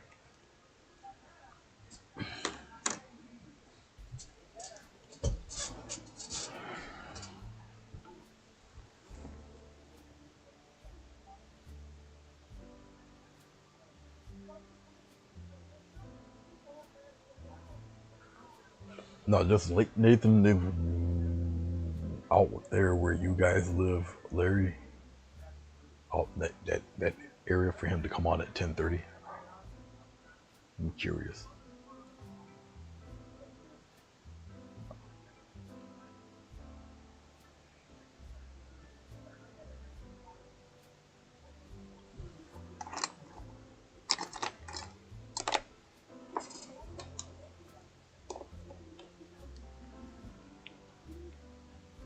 Good. Jesus. Okay. So his wow. So his Sunday is actually tonight. So his Monday is our Sunday. Okay. All right, Julia.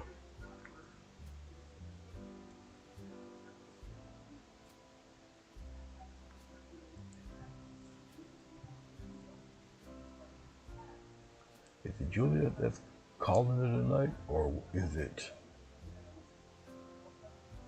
somebody saying goodnight? Oh, Lisa. All right, Lisa. Well, I'm happy that you got your painting safely. You tell Paul I said, hey, the wonder from down under.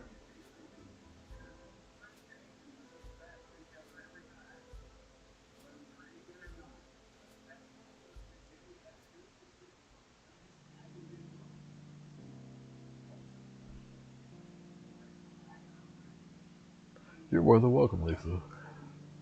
I'm glad you got them. Hey, I'm happy now. You know, you guys got Josuinos. You got, I think you got, what, didn't you get one from, now I can't think of her name.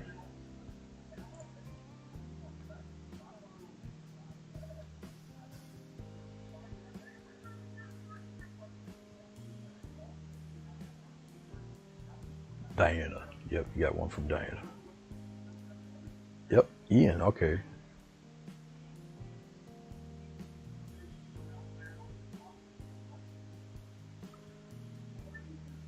I'm happy.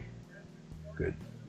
Yep, I got one from Diana. I got one from Ian. I got Bixby from Josuita. Well, she had no choice. I was getting Bixby. Yeah, Bixby was coming over here. She had no choice in that one. Okay, I'll see you. Yep, good one. Yeah, I was getting Bixby. Bixby was coming to me. I watched her do Bixby from the beginning, and I named him Bixby.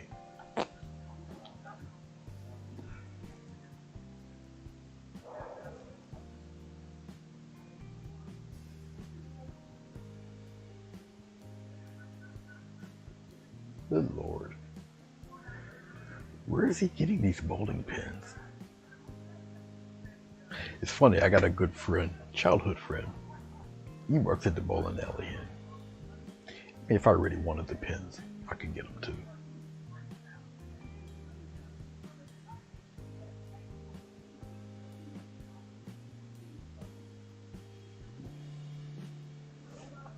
Yeah, my Bixby is a full-grown Highlander cow.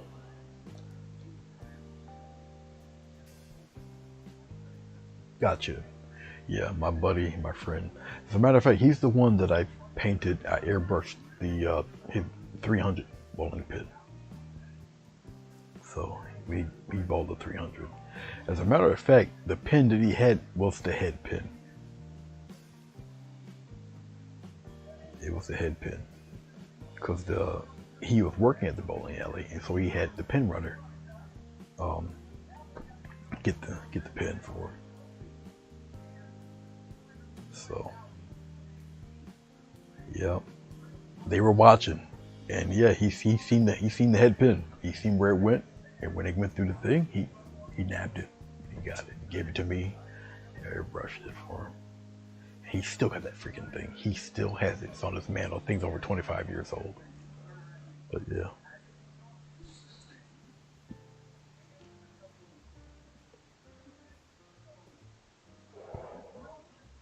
It's sentimental. I mean, it's the number one pin. Bam! Right there, right in the front. You know. I don't know how this dude. They're kids, so they got eagle eyes. But man, he knew where it went, and he got it, presented it to him. So, but no, no different. It just happens to be head pin. You know, when it when the roller rolls them up and it puts them on the conveyor and they gather in this cone and it flops down and they all just settle right into the triangle rack when it comes down. So it's luck of the draw. I used to be one of the pin guys too. Pretty fascinating to watch it. And believe it or not, working in the bowling alley, you will get used to the noise. In your first week, you won't. But as time goes on, you hear all those pins and all the engines going and clanking and everything, you block it out. And you could talk to somebody pretty much above normal volume voice and you'd hear them because you're used to the noise. You're accustomed to it.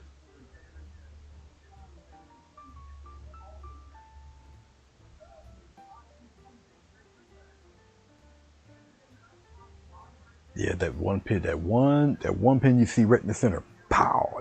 That first pin you see. So it's like a 1, 2, 3, 4, 5, 6, stuff like that. So the numbering goes from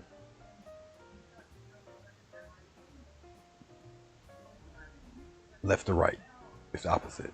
So if you're facing it, your number 2 pin will be on the left. It's strange.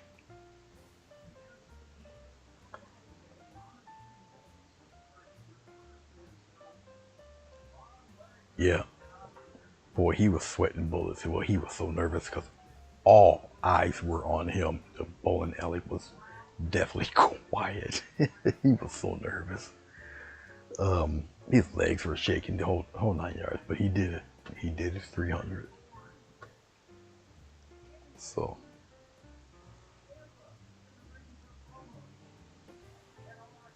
the infamous 710 split. The death kneel of Minio Bowler. Yeah.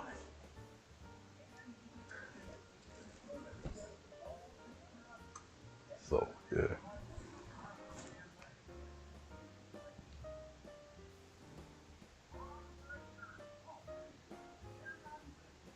Eighth grade. Incredible.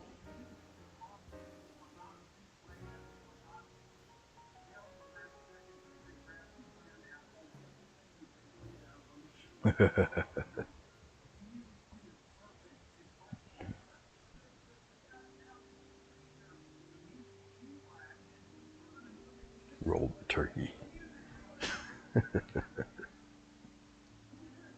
Eighth grade. Oh man. But you couldn't tell her nothing. Are you kidding me?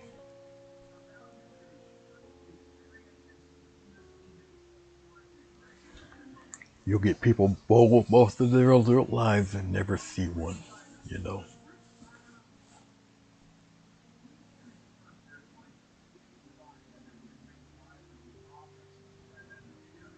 My buddy Indianapolis, he is doing a premiere. A Winter Lake.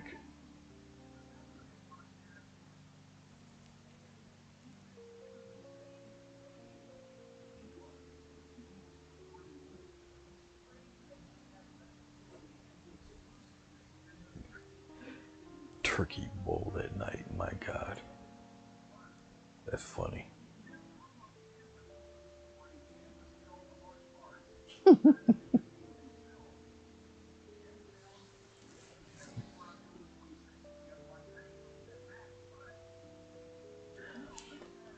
I don't know if I'll be doing a live painting or not tomorrow. I'm thinking here.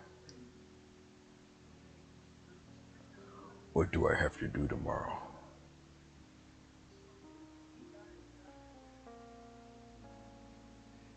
Nothing. I may have to see a buddy of mine, check up on him. I was gonna see them tonight, but I guess the dog don't need to go out. And the dog don't need to eat. The dog must be asleep in the back.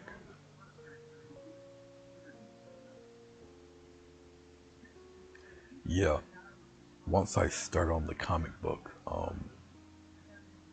yeah, you guys definitely won't see me much. and I am gonna start on it. I have the panels, the pages, the Bristol board. I'm trying to say. I got it sitting over there, and I could start on it, and I could do it on this board here. All I have to do because of the hooks is just lift the bracket up and just flip the board around, and I can do my drawing on this board. And I will not, but that I won't film because it's just too tedious. I won't be paying attention to you guys. I really have to concentrate and do it. And I don't know if I'll do. I don't know if I'll do full pencils or not. It all depends on how intricate things have to be.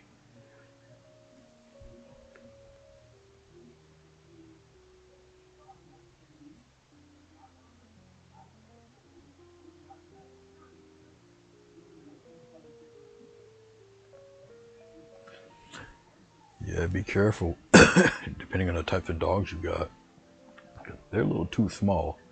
The deer will make mincemeat out of them.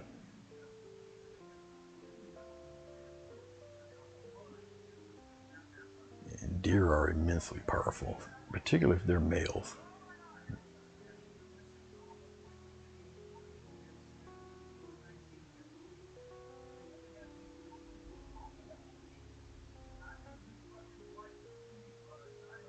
Okay, Gretchen, I didn't even know you popped in. Well, hello, Gretchen. I didn't even see you. You were doing the spying thing. Hopefully, I should be around when you do your unveiling. Yeah, I'm looking forward to it. Don't burn your food now, but thank you for coming in. I appreciate it.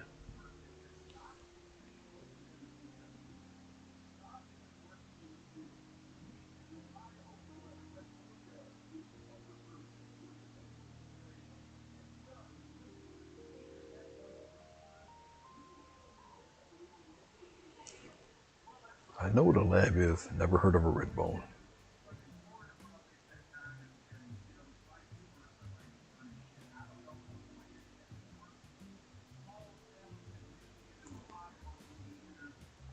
The dog I have is a Persa Canario, but I believe we got her as it was a shelter dog. It wasn't given up.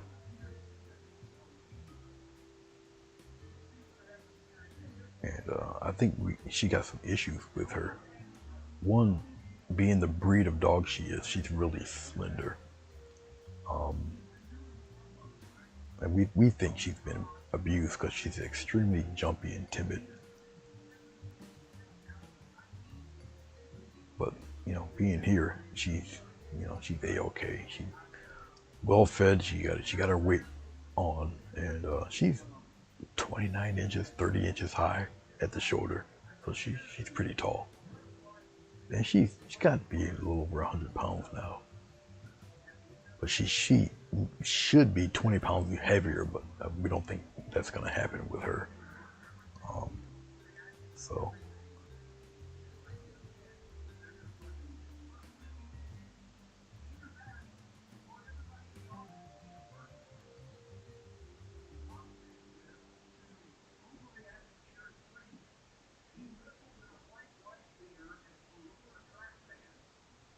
okay. All right.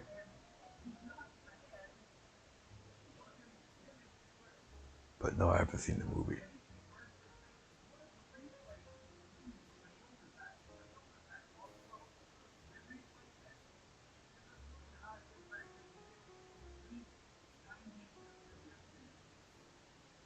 But yeah, that dog, Shadow is her name. She's spoiled. Took her to the vet, got her all fixed up and everything, and we did a DNA test, sent it out, whatever. And she's Persa Canario, then Persa Canario, Cane Corso was next, and some other breeds.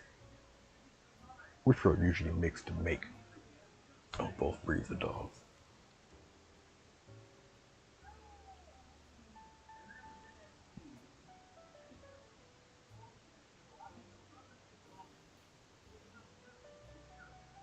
Interesting, Linda.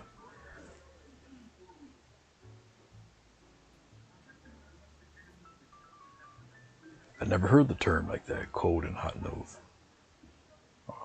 Interesting. I've never heard that term.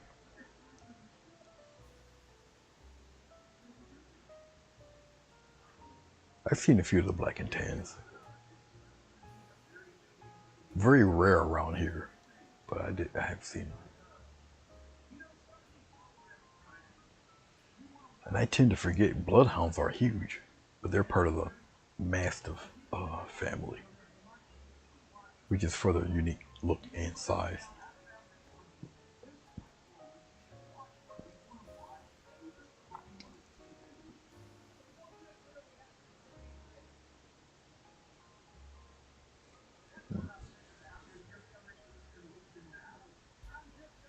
Very interesting. I learned a little something new.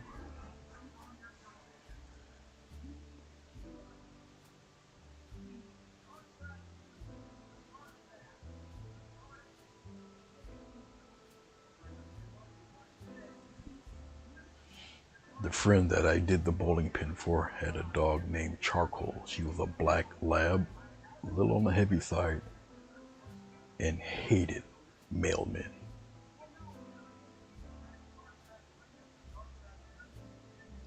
Mailmen put a post on the door saying, make sure the dog is secure or they'll never see their mail delivered to their address. The dog hated the mailman.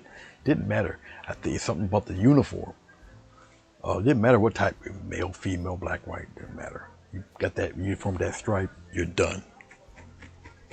Oh, she hated the mailman. Don't know why.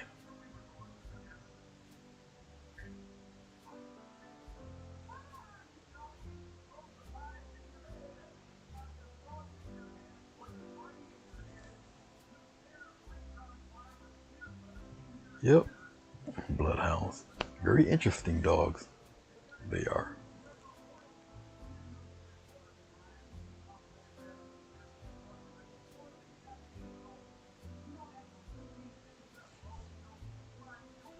You know, dogs do. Dogs are opportunists. What can you do? I was working. I was working at a home for disenfranchised youth. Okay, and one of the he was a what do you call him? He was a coordinator, but he traveled from the different houses. Okay, supervisor, coordinator, supervisor, and he liked extremely large dogs. So what does he bring in? I mean, he's the coordinator, he's one of the bosses, so he can get away with it because you're not supposed to bring pets. He brings in this black Great Dane.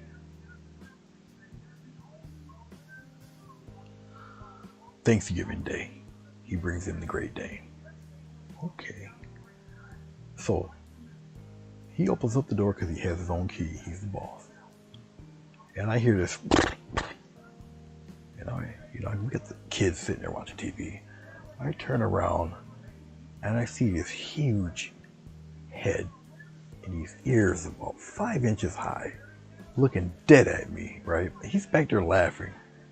I'm looking and I just like stopped because the dog is like 130, 140 pounds, but the dog was like 35 inches at the shoulder. It was massive, and he was good tempered and everything, but usually nowadays people are really iffy about cropped ears or not on the Great Dane. This one had cropped ears, so he looks even more intimidating, especially when you see them in person.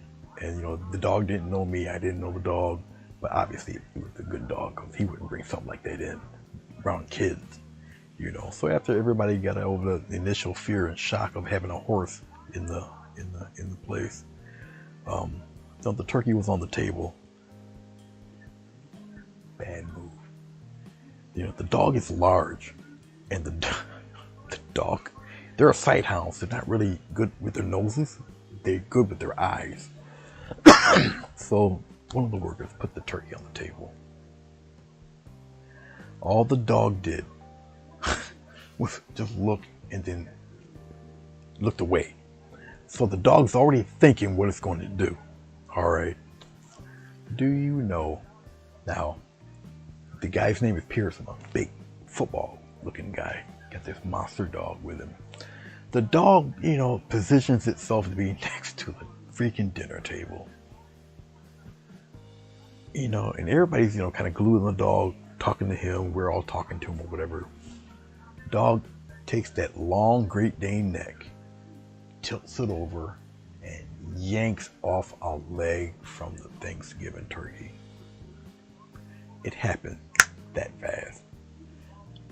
We laughed after our shock.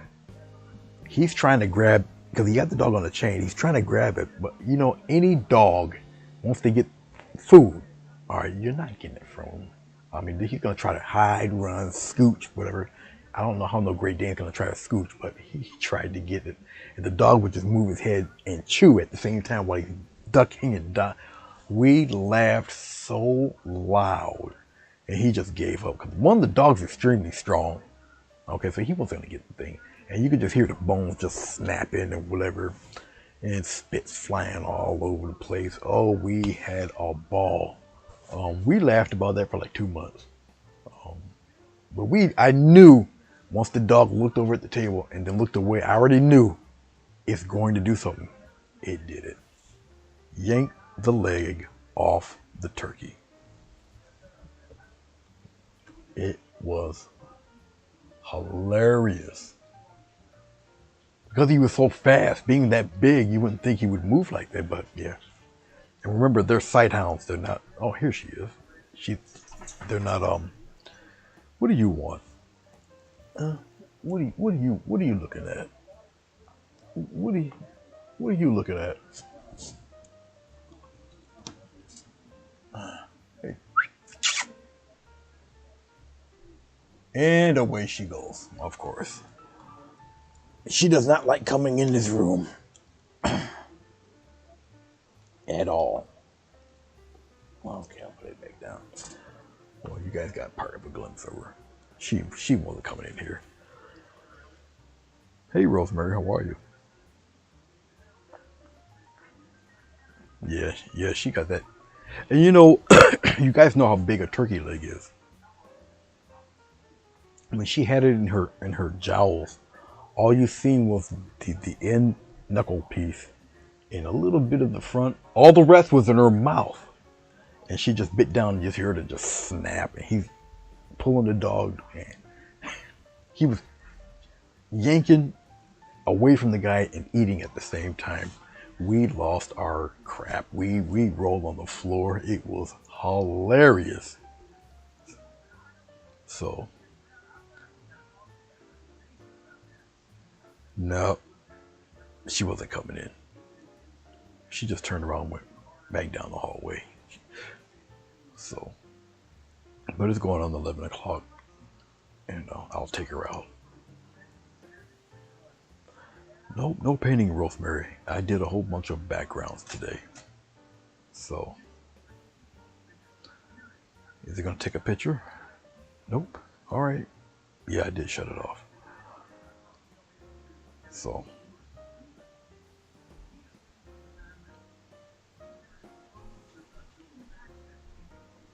oh no, she's taking her out.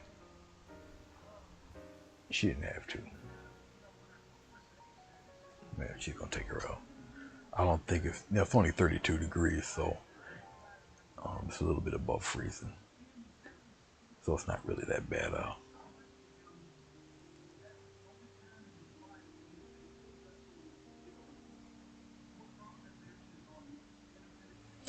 Yeah, my other dog did that. When it wanted attention and it knows it's gonna get yelled at, he would take my slippers and just run. Because he knew I was gonna yell at him and he knew I was gonna try to get up, and so he would take it and run. But he knew what he was doing. He knew what he was doing. And with him, he was much smarter. We had to put hooks on the doors because he knew how to open doors.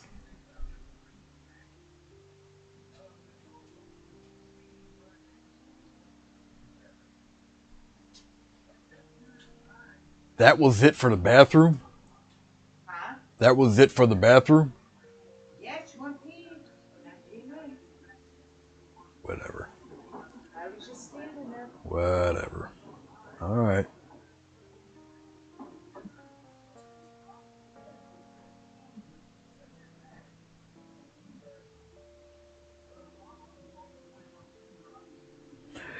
Dogs are very peculiar. Right now, she's having her dog treat. She gets a treat for going to the bathroom.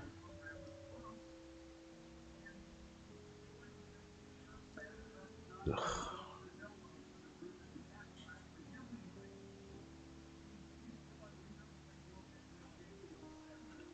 The Basset Hound ate the Easter ham. Must be distant cousins to the Great Dane that ate the turkey leg. I wish you guys could have seen that.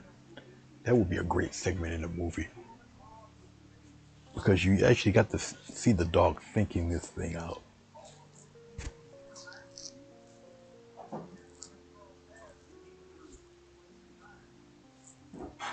Freaking dog. I'm pretty sure the dog, because Great Danes don't live very long. It's been a while. I'm pretty sure the dog passed away. But I know he wanted to get an Irish Wolfhound after this one. So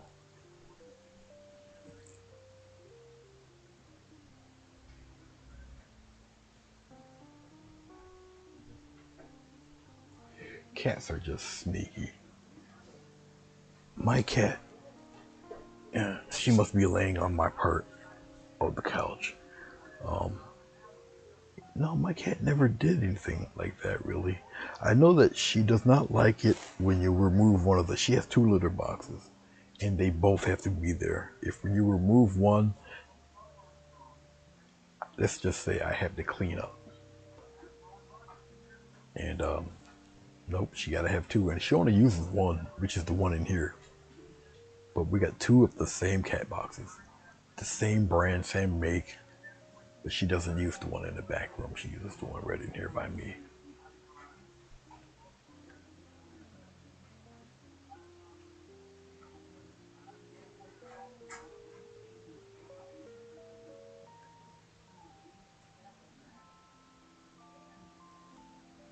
Oh yeah, she's weird. Catnip does not affect her at all. She doesn't do cat toys. She's odd. She's always been odd. No catnip, no effect. Cat toys, she doesn't care. Um, no. She does not go outside.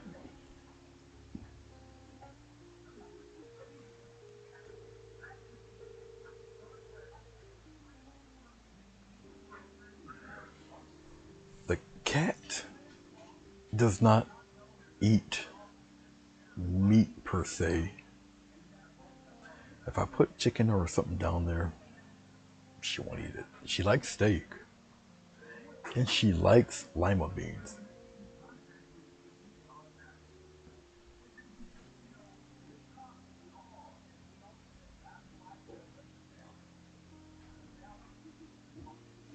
Yeah, I lost many an extension cord, especially the Christmas lights. When my dog was a puppy and the cat was a kitten, they were babies, and they took their little sharp needle point teeth and they just destroyed the Christmas tree lights. They destroyed the. I'm really surprised they never got electrocuted. But I look and there's little needle points all up and down the cord. They just wrecked it. So my dog destroyed two leather coats, a 5 foot wide pillow, and two pairs of my sneakers. And when he was teething, he destroyed a love seat. He ripped the not the arm, but the whole arm on the side of the couch. He ripped it. He bent the metal that holds it together, pulled it apart and ripped the wood pieces. He chewed this. But he was a bull mastiff and pit bull mix, and he was teething, and he destroyed the chair. Yeah, I came home from work, and yeah, he fucked the chair up. And I couldn't put that back together with duct tape. It went out to the curb.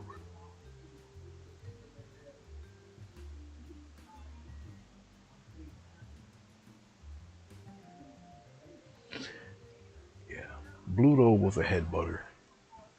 This door has a permanent crack from him ramming the door. He was a lot more aggressive when it came to strangers than this one. This one's more of a giant cat. Bluto was more of a guard dog. He's built that way. So I was very secure when I was gone and he was in the house. I'm not that secure with this big cat.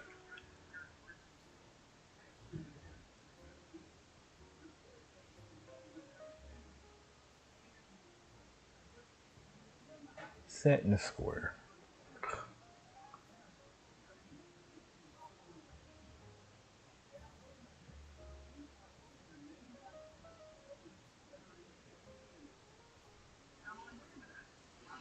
Bluto, the bullmaster, he ate lettuce, tomatoes, banana, skin and all.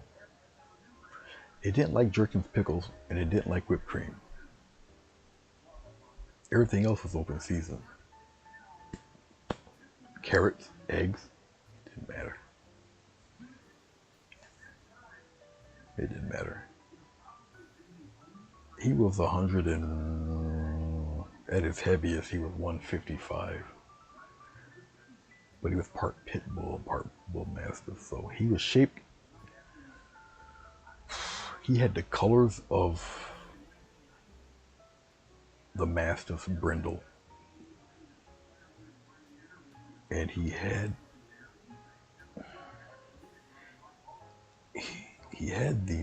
the bone structure of a bull mastiff, but he had a body like his mother. So he was a weird mix of both of them because his back legs were taller than his front legs. So he had this weird. It was just weird. He had a 27-inch neck. He's just massive. He was a big fella.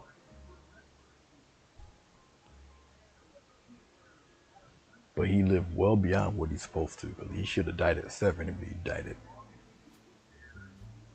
15.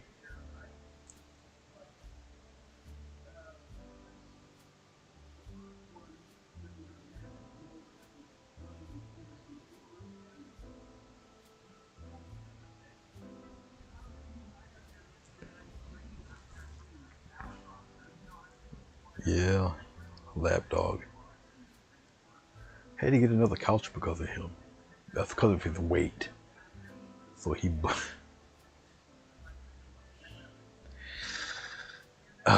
took the springs out of the far end of the other couch because that's where he sat. But he was 150 something pounds, so. But he wasn't a human being 155 pounds. He was a dog 155 pounds, so the springs didn't last.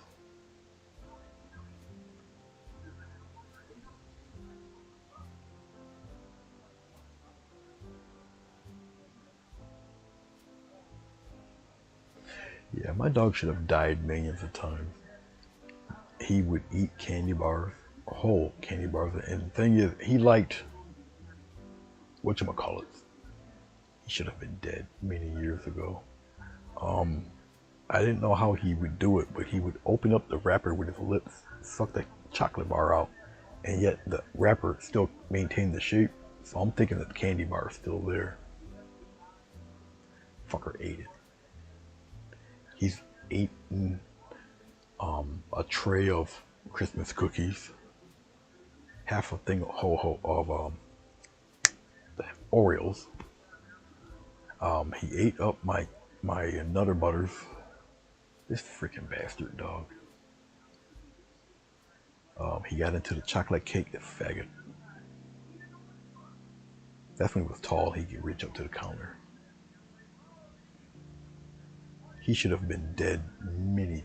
Now, the one thing what did he get sick off of? He got sick off of something. It wasn't chocolate. It was onion. I think he got into something. One of the burgers had onions in it, and that got him sick.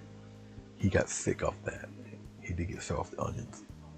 But the chocolate should have killed him. But no. No, he polished off Reese's Cups, whatchamacallits, Snickers, the ones with peanuts, chocolate cake, and a whole tray of Christmas cookies. That fat bastard ate my tray of cookies. And I know how he did it, because when they're wrapped in cellophane or plastic, you can't smell it. The dogs can't smell it.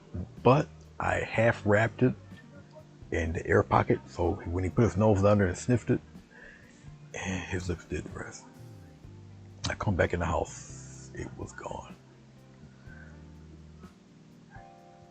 He ate it. But yeah, he did get sick off the onions.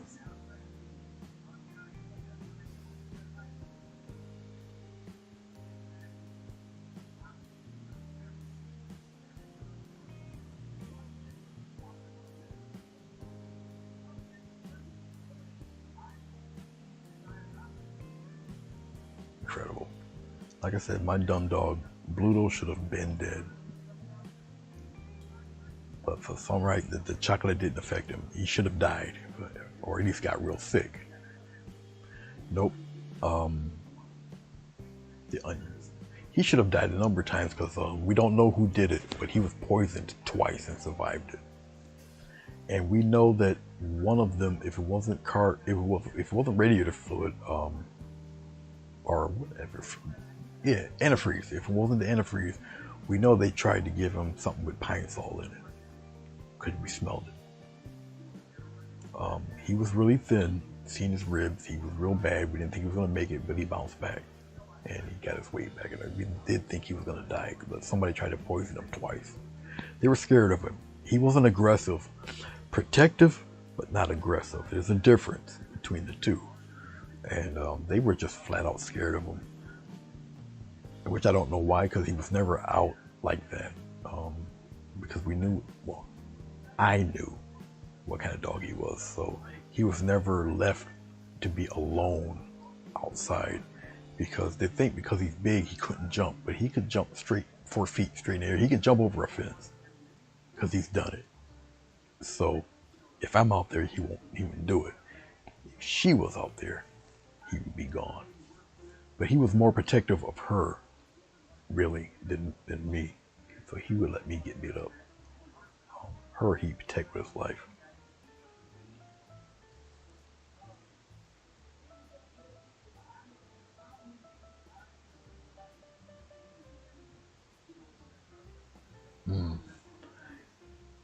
Yeah. Because of fear. Because of fear. You know, I remember the one child, he was a spoiled, coddled, fat little kid. And I was working, and she was walking Bluto. Bluto was much younger. Much, much younger. And she had him on the chain, or on the leash. And he's riding around on his bike. And he lived down the street. I was nowhere. I was at work. And he's threatening her and said, I'll beat the dog with a stick in the back, blah, blah, blah, blah, blah. I'm like, okay. So the kid comes back. Now, when he comes back, I'm the one with the dog. So he rides his bike, he just stops and just looks. And I'm looking dead at him. And so he doesn't know what to do. Now, the dog is trained. I trained the dog. This is Bluto, much younger Bluto. And so the dog stops and looks at him too. So the kid doesn't know what to do. I'm looking dead at him. He recognizes the dog, but he thinks he would see the female, but he sees me. And so I just took the chain and just popped it off. And when I did that, Fat Boy got off his bike and started pooping on himself. But the dog never left my side because I didn't give the command to do that. But all dogs sense fear. And so my dog's hairs on his back stand up. So my dog is ready, but I would never do that.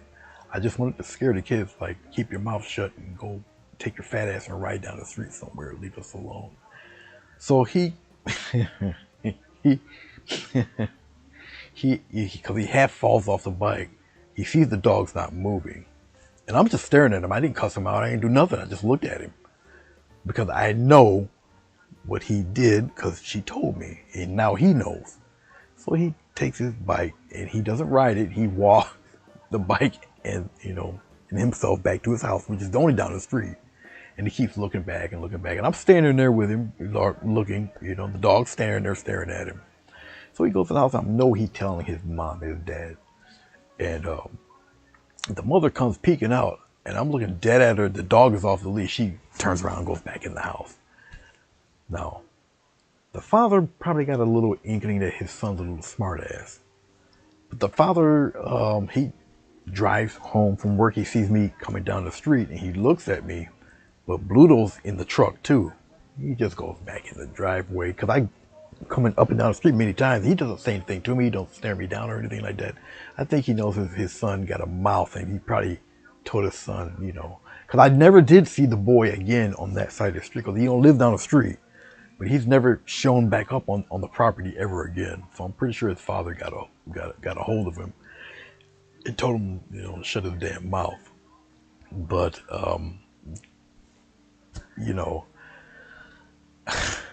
freaking kid.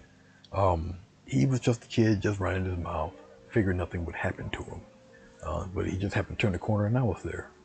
Like I said, this is many years ago, and Bluto was much, much younger and much stronger. Since you guys seen pictures of him, he was much older, slowed down, really mellow and everything. But he was piss and vinegar when he was younger. And I told her, always chain him up because you just chain him. And when it came for other things or whatever, I would take him because I can walk him without the leash. She could never do that. So, but he was one of a kind. He was a sweetheart.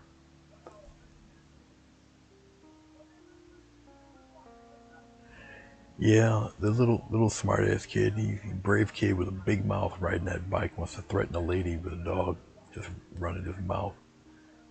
But like I say, he didn't know how trained the dog was. I know how trained he was because I trained him. And plus, you can get in some serious ass trouble if you let your dog go off and bite a kid, even if the kid did run his mouth. But the kid don't know that. So I took advantage of that. So this one here, he's just 100-pound cat. She's got one hell of a deep bark, and that's about it. She's tall, but that's about it. But other people don't know that. They just see this large dog, this bark, kind of bark, and. But she pretty much stays within the confines of the area back here. And if I choose to take her out for a walk, when it's warmer, I'll put the harness on her and I'll take her out.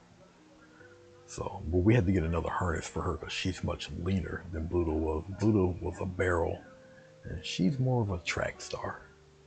So, Bluto was just a walking brick. And we haven't found another mix like that around here. Because I told her I don't want a full-blooded pit bull. Because I'm not really a big fan of them. I wouldn't have got Bluto if he wasn't mixed. He was mixed with a bull mastiff. I'm like, well, I can deal with that then. So, but we couldn't find another mix of bull mastiff and pit bull. They're actually kind of illegal in some places to breed dogs like that because they were bred for very bad things, very horrible things. Um, yeah, because Bluto had a very high tolerance for pain.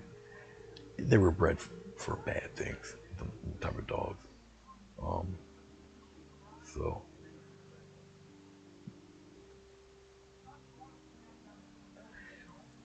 yeah, they are. Yeah, they're a mix of a bulldog and a mastiff.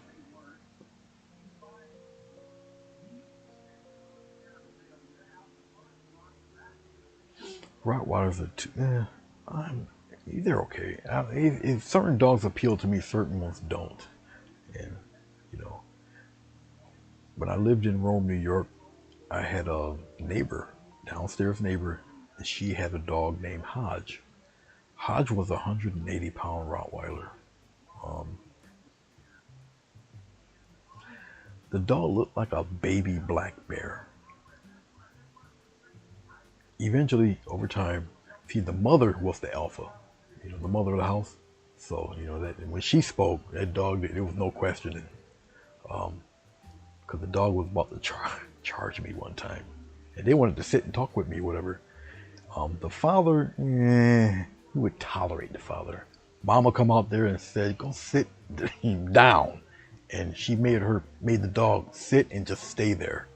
So it kind of computed his mind when the black guy comes in the gate, mind your business. And so eventually the dog got accustomed to me and whatnot. But that was the largest Rottweiler I've ever seen, ever. Now, because Hodge is a he, but he was because he was so heavy, obviously he's not jumping over any fences, but he didn't need to. Every once in a great while, the kids, when they were younger, they would half close the fence, and the dog would just nose it open, and then she'd hear he's out. I'm like, oh no, and I would be the one to rein the dog in. People cleared streets when this dog, because he's so big. Um, but yeah, the kids were, because they're kids, they don't close nothing right. They're excitable or whatever, and they go in the house, they leave the gate open, and the dog got out the gate. So they would just give me a call on the phone, like, can you bring Hodge in? And I'm like, oh God. So I would go get the dog. So the dog got used to me over time, beautiful dog. But the dog had bone cancer. Um, so when it happened, the dog dropped weight, got sick, and just died, just like that. And the father, obviously, he took it real hard. He took it hard. And do you know what kind of dog they got after that? After owning a 180-pound mutt, what kind of dog did they get? They got a pug, something this high, about that long. I'm like, man, you guys went way down the evolutionary scale on this one here. A pug. But hey, they paid a grand for it too. Yeah, they paid a grip for that dog. Hodge was a purebred. They paid 2 grand for Hodge. These guys were really big into their dogs. But yeah, I know she paid over 1,000 for the pug, and it was 2,100 or whatever for Hodge. Yeah, they had the papers, what bloodline, the whole 9 yards. Yeah. But it's 11:19. She already took the dog out. Um, this is my second female dog. All my dogs were male. This is the second female. Um, Bluto is now the heaviest dog I had, the largest. She might be the tallest. She might be the tallest. Um, cause I owned an Alaskan Malamute. That was the only other female dog that I've owned. Her name was Yukon. Um, like the truck there. Um, she was beautiful. And she didn't have the half and half eyes. Both eyes were white or blue, which way you guys will call blue. The Incredible Hulk eyes, the blue rim with the blue dot. So, and I think she was 125 pounds. So I don't know if I think she might be taller than Yukon. She might be, because you know Malamutes got all that fucking hair, so she looked like a grizzly herself. She was very flexible because she would remove the boulders that surrounded the fence, the chain link fence. She removed the boulders and scooted all that butt underneath the fence and out she went. How she was able to do that without pinching her fur or whatever, but she did it. She removed the boulders, dug, slid, gone. Dogs are not as dumb as you think. If they want out, they'll get out. So, when I lived in Arizona, the gentleman he had 2 chows. Not knowing that these dogs were Japanese fighting dogs. But yeah, he had 2 chows. One was black and the other was the cinnamon color that you see, but they both had the pitch black tongues.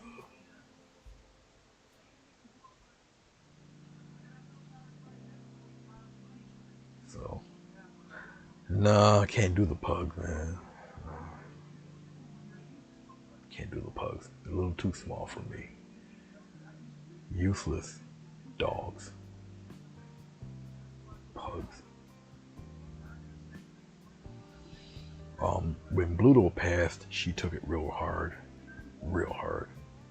And so the dog we got now is pretty much the therapy dog for her, not me. I didn't want another giant cat. I wanted, but it is what it is. She's cool. She's happy with it. The dog's her buddy. The dog only comes to me when it's hungry or when it needs to go out or have its rear end scratched. She'll come and see me. Other than that, she's right in the back. So.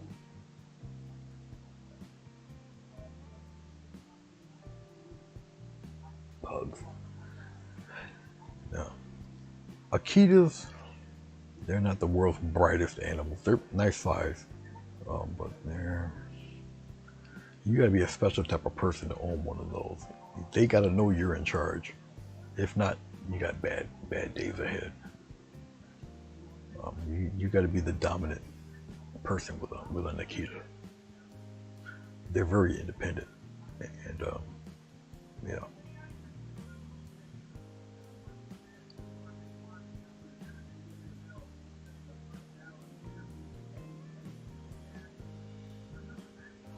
My brother had a Shar-Pei and Labrador mix. Pretty dog though. Oh, he spoiled the mess out of her. He was a complete wreck, and he was just not well. She died 4 years ago. And he's now relaxed enough to joke and talk about her. But he's got her ashes in this expensive looking urn thing, and he got her placed on this little cabinet deal. So he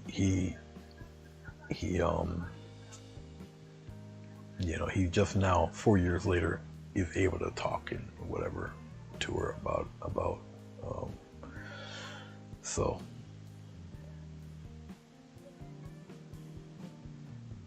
no problem, Susan. You have a good night. Be safe. Enjoy your weekend. Your Sunday. But yeah, Shar-Pei Labrador mix. I don't believe he's gonna get another dog either. He's not really. He got so much technical electronic crap in there. I don't even know how he can have a dog anything larger than a Chihuahua to begin with, but his last dog wasn't very large anyway. So, yeah. Oh, he loves this one. And I gotta bring her around him more. But he really likes her. And Bluto he loved. And Bluto loved him. So, all right, let me get up off this thing. Guys, thank you very much. I appreciate you. Oh, I gotta situate all of these and see which ones are totally dry so I can put them in the cabinet here. All right, you guys have a good night. Take care of yourselves, all right? All right.